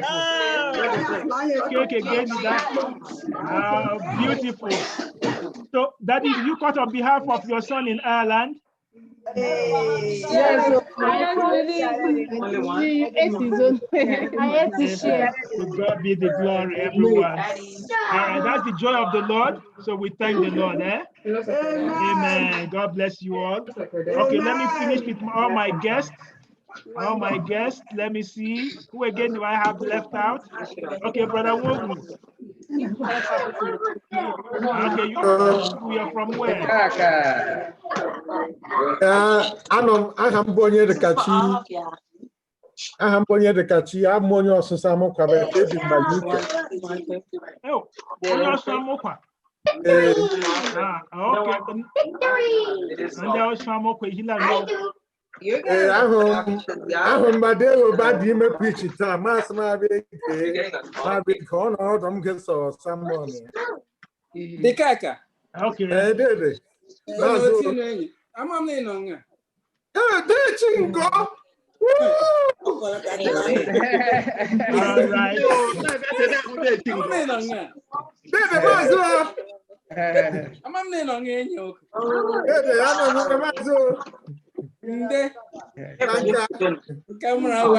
Nice to see you. I'm sorry.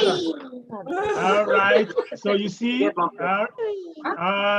this is Sister Rose. This is for them. They like only one.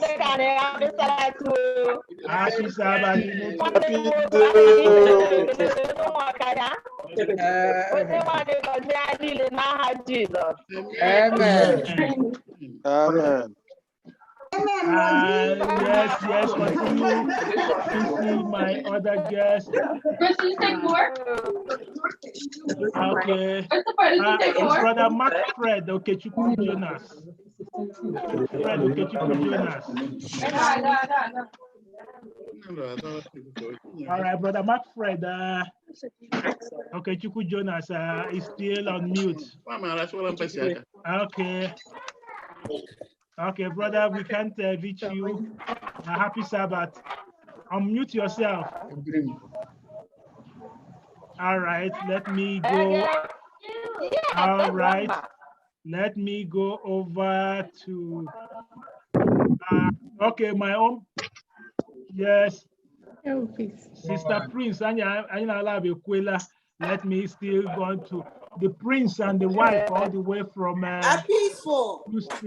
Boston. Okay, yeah. Prince and princess from Boston.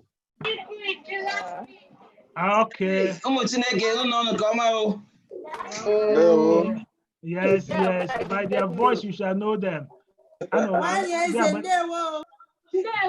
Happy Sabbath. All right. But please, all my other people that I can't see. Stella Nadia Mbatara line. I see Godfrey. Ezuku Nadia Mbatara. Yes, but I can't see them again. I see Chigom. That should be Chigom. Fanny, how are you? I'm fine. I see Bobby. Hello. I see Samsung. Yes, how are you? Okay. Good to see your face. Oh, right. Yeah. Yes, Okay. Please highlight Nwafo. Good to see you. Please, Mrs. Nwafo. Wifo, I'm sorry. Please, Mr. and Mrs. Wifo from London. Please unmute yourself and highlight that. By the way, that is Sister Fanny's sister, Ezuku. Me actually. Okay, go ahead. Highlight Wifo. Happy Sabbath, everyone. Happy Sabbath. I greet all of you. Thank you, in-law. I greet all of you. You're calling from London, right? From London.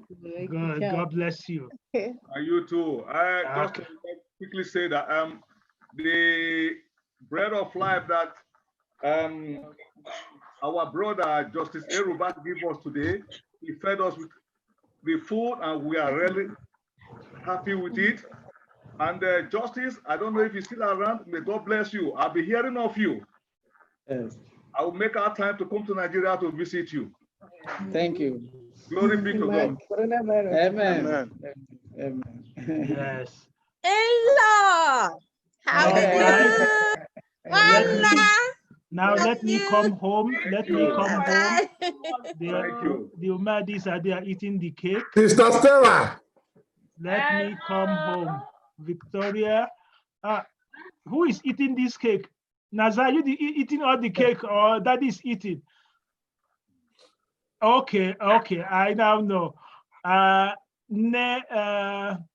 Sister Ne all the way from Houston, Illinois, Chicago. Go ahead. Hey, good to have you. You're welcome. Amen. All right. Yes. Okay. Then let me greet. This is now Omokahia special. This is always the Wokocha Omokahia Lake.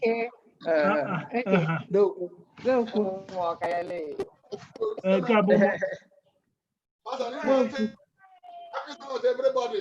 Hey, that one.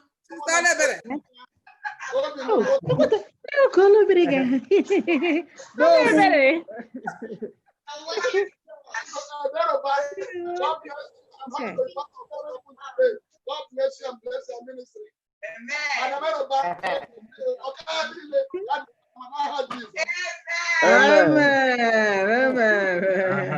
I didn't need to. My justice, I didn't need to introduce that Omokahia. You know that Omokahia already.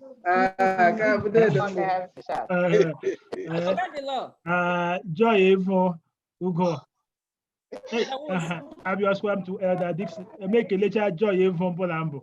Ugo, Inotole. Adam Manzico Christ, we don't know Jesus. Amen. Amen. Okay, let's go back to Elder Nwosu. Elder Nwosu, Nwanga. This is our elder who comes from California. Faithfully. All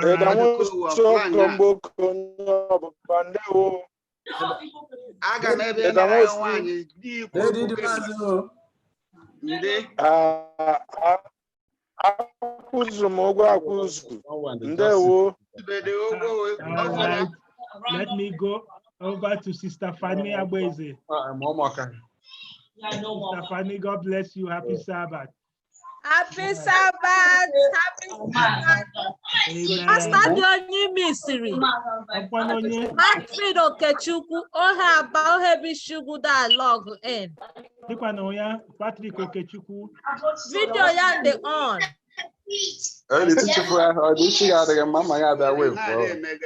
Patrick Okechukwu, please.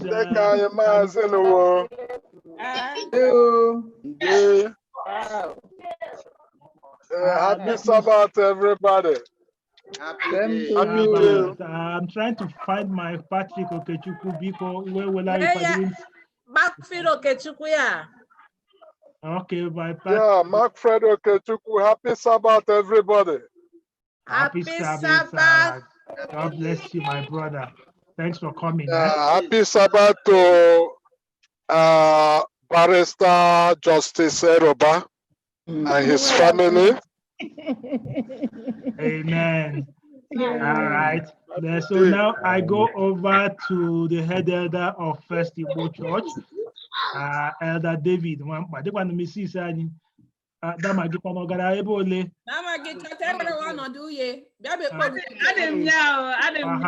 Ọ gara iweta mpataka unu chere ọ gara iweta mpataka.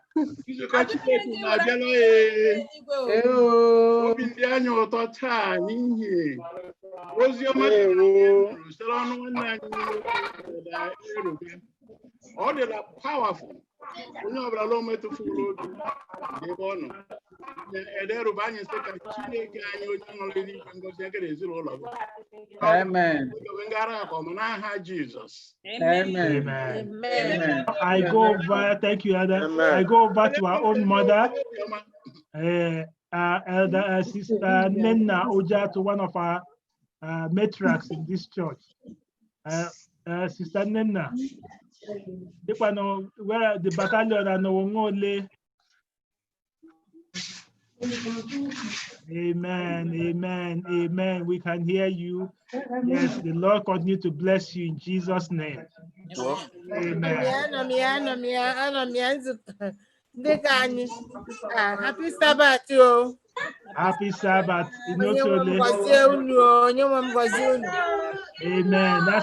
That's one of our matriarchs here.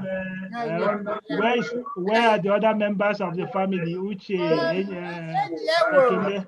Ekele, and the children. The children.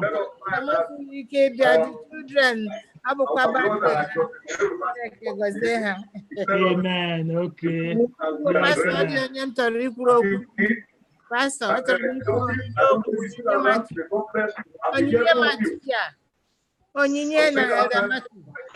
Onye Machi, where are you?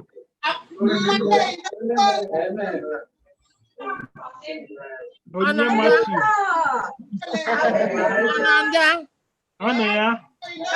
Nne atara ya ala m iru chigo akpọla m ugboro ọtụtụ oge hapụ ozi a hope all is well. Chineke jigide gị wo. Anyị nga ikwu nne onye nwanyị nọrọ unu. Ọ dịkwa otu onye ọdọ m nụrụ olu ọ dị m ụtọ Mrs. Ole Ogbonna. Not here. Yes, she's not here. She's not there. Okay, yes. Okay, I'll just recognize every other one. Thank you very much. Yeah, Ugochi, Ezekiel, Young, and where's Brother Young? Okay, and Sister Chichi Obonna, one of our own person, the head deaconess. Yes, also happy Sabbath.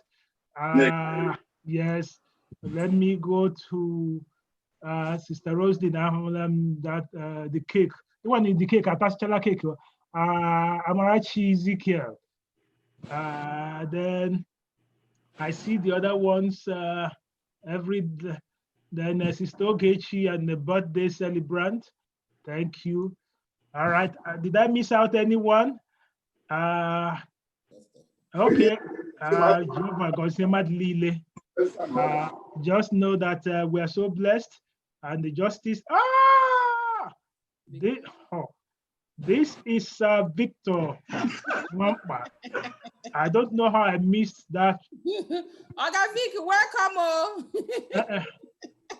Sir Victor Biko Kelenzuko. All the muted. Or the muted. I'm going to say, hopefully I can motor to lab. Yes. Jesus. Amen. We will like they didn't. I don't know the music were out. All right. I don't think I left out anybody. So, and okay, finally, the elder Ugochukwu Agulonwe, that one is always the last to get it. Or the bottom greeting. Elder Ugo, please unmute yourself. Okay.